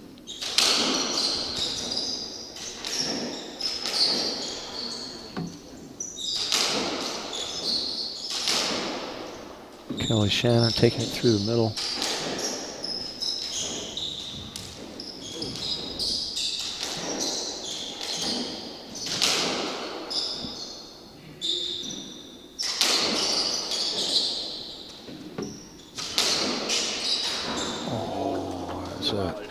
Not a great cross court by Jamie Haycox, and Dave Letourneau kind of casually went for the cross nick and hit the 10. So, as promised, this is a barn burner. Of course, the last match of the night, I did miss dinner. I'm still a growing boy. Maybe if people in the kitchen can hear me downstairs, they can bring me up some scraps.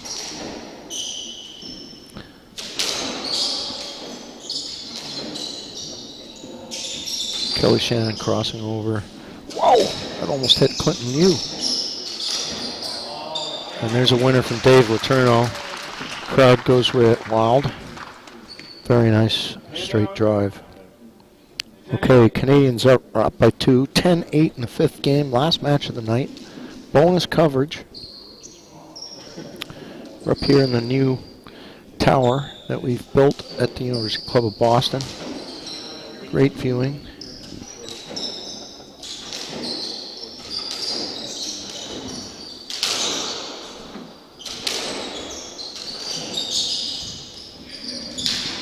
Nice pickup by Kelly Shannon.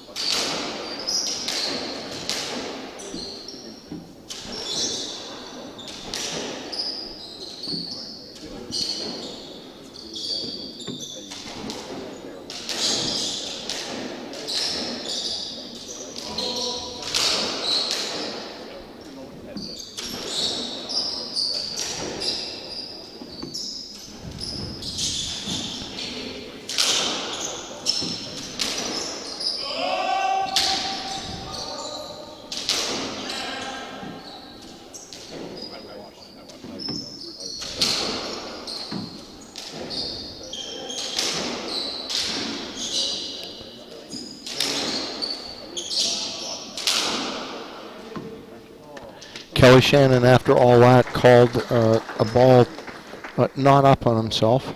Gets a sportsmanship award for tonight, and Haycox and Clinton Liu are only down by 1 point, 9-10. Dave Letourneau's going to serve.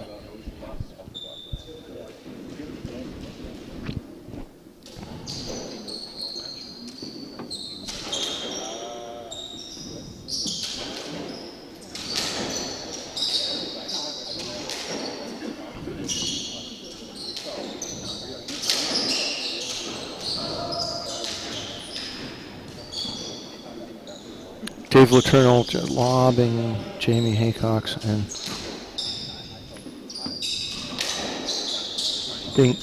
everyone's being very cautious here.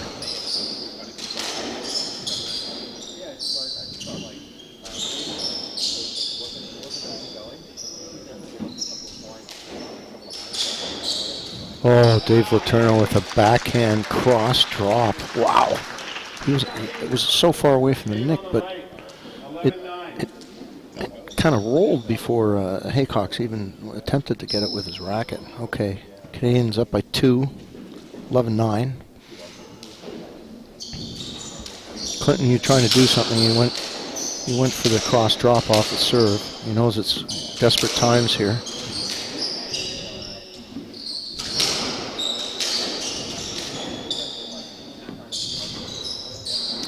Oh, And there's the freeze out. He hasn't hit that many balls, and Clinton made an error. They're down by 3.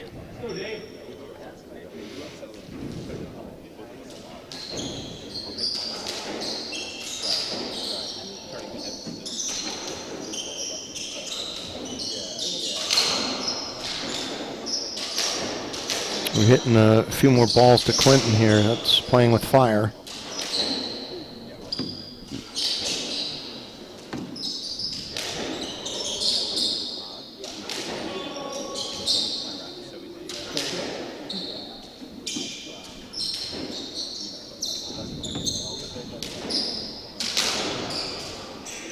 Cross court by Kelly Shannon had, oh, that's a nice through the middle ball. Okay, this is the largest lead of this game for the Canadians. 4 points, 13-9 in the 5th. Vegas, I did call it 15-14 in the 5th. I might be off by a few points, but Clinton shooting right off the serve, trying to hit a winner. He knows it's desperate, so he's trying to do something, but he's been frozen out for so long. Oh, that's a fantastic reverse by Clinton Liu.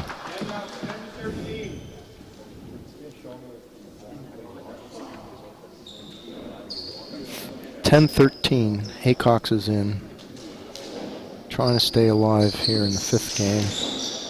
Longest match of the night, best match of the night.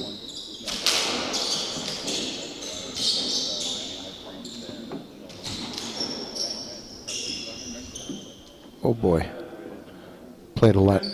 Clinton was on the sidewall. I think Kelly's only play there was to go into the sidewall and hit Clinton. So we're playing a lot. That's it.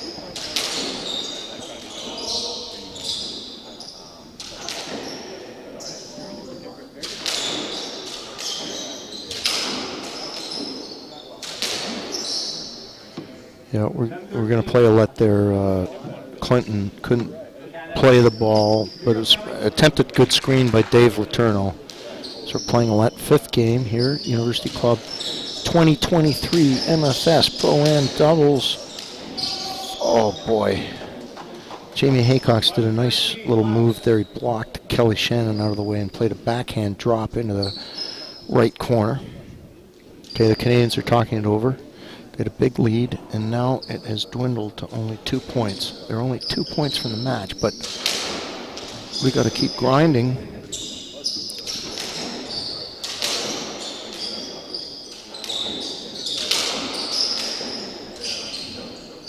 The Canadians go back to lobbing Jamie Haycox.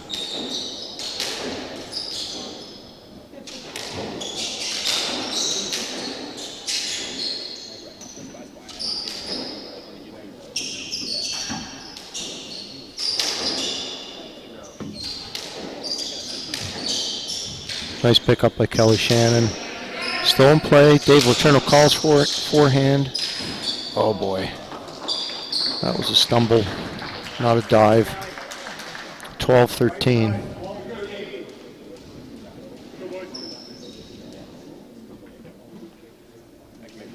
Canadians talking it over. They've missed dinner too. They're not making dinner reservations. Okay, Winifred, oh, we're all tied up here. 13-all. 13-all. Crowd is getting into it.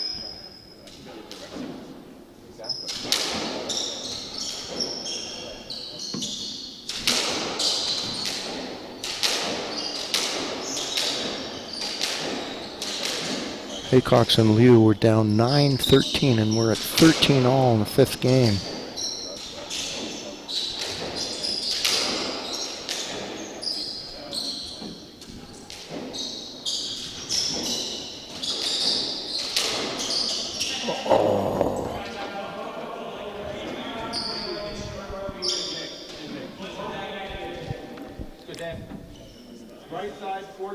It's match ball now for Liu. It's a tremendous comeback from 9-13 to match ball here.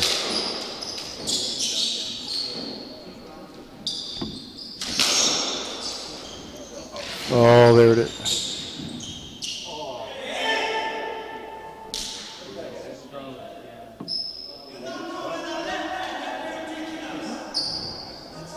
All right, so we got some controversy here. It's match ball, and they've appealed to the referees or whatever, and it's going to be called a let. So we're going to, even though the Liu and Haycox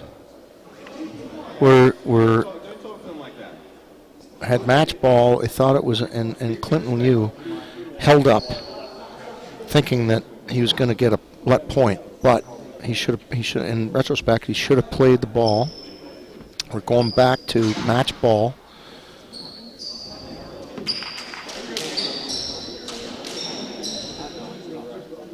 Still exciting stuff here in the fifth game. It's 14-13 for Haycox and Liu. Playing a let.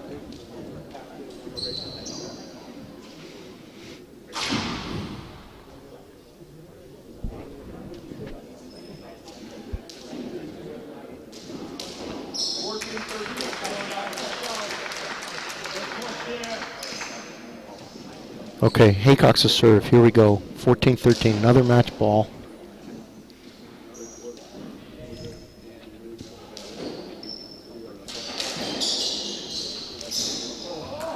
Straight winner by Clinton Liu for the win. They come back from 0-2 to win in 5 games.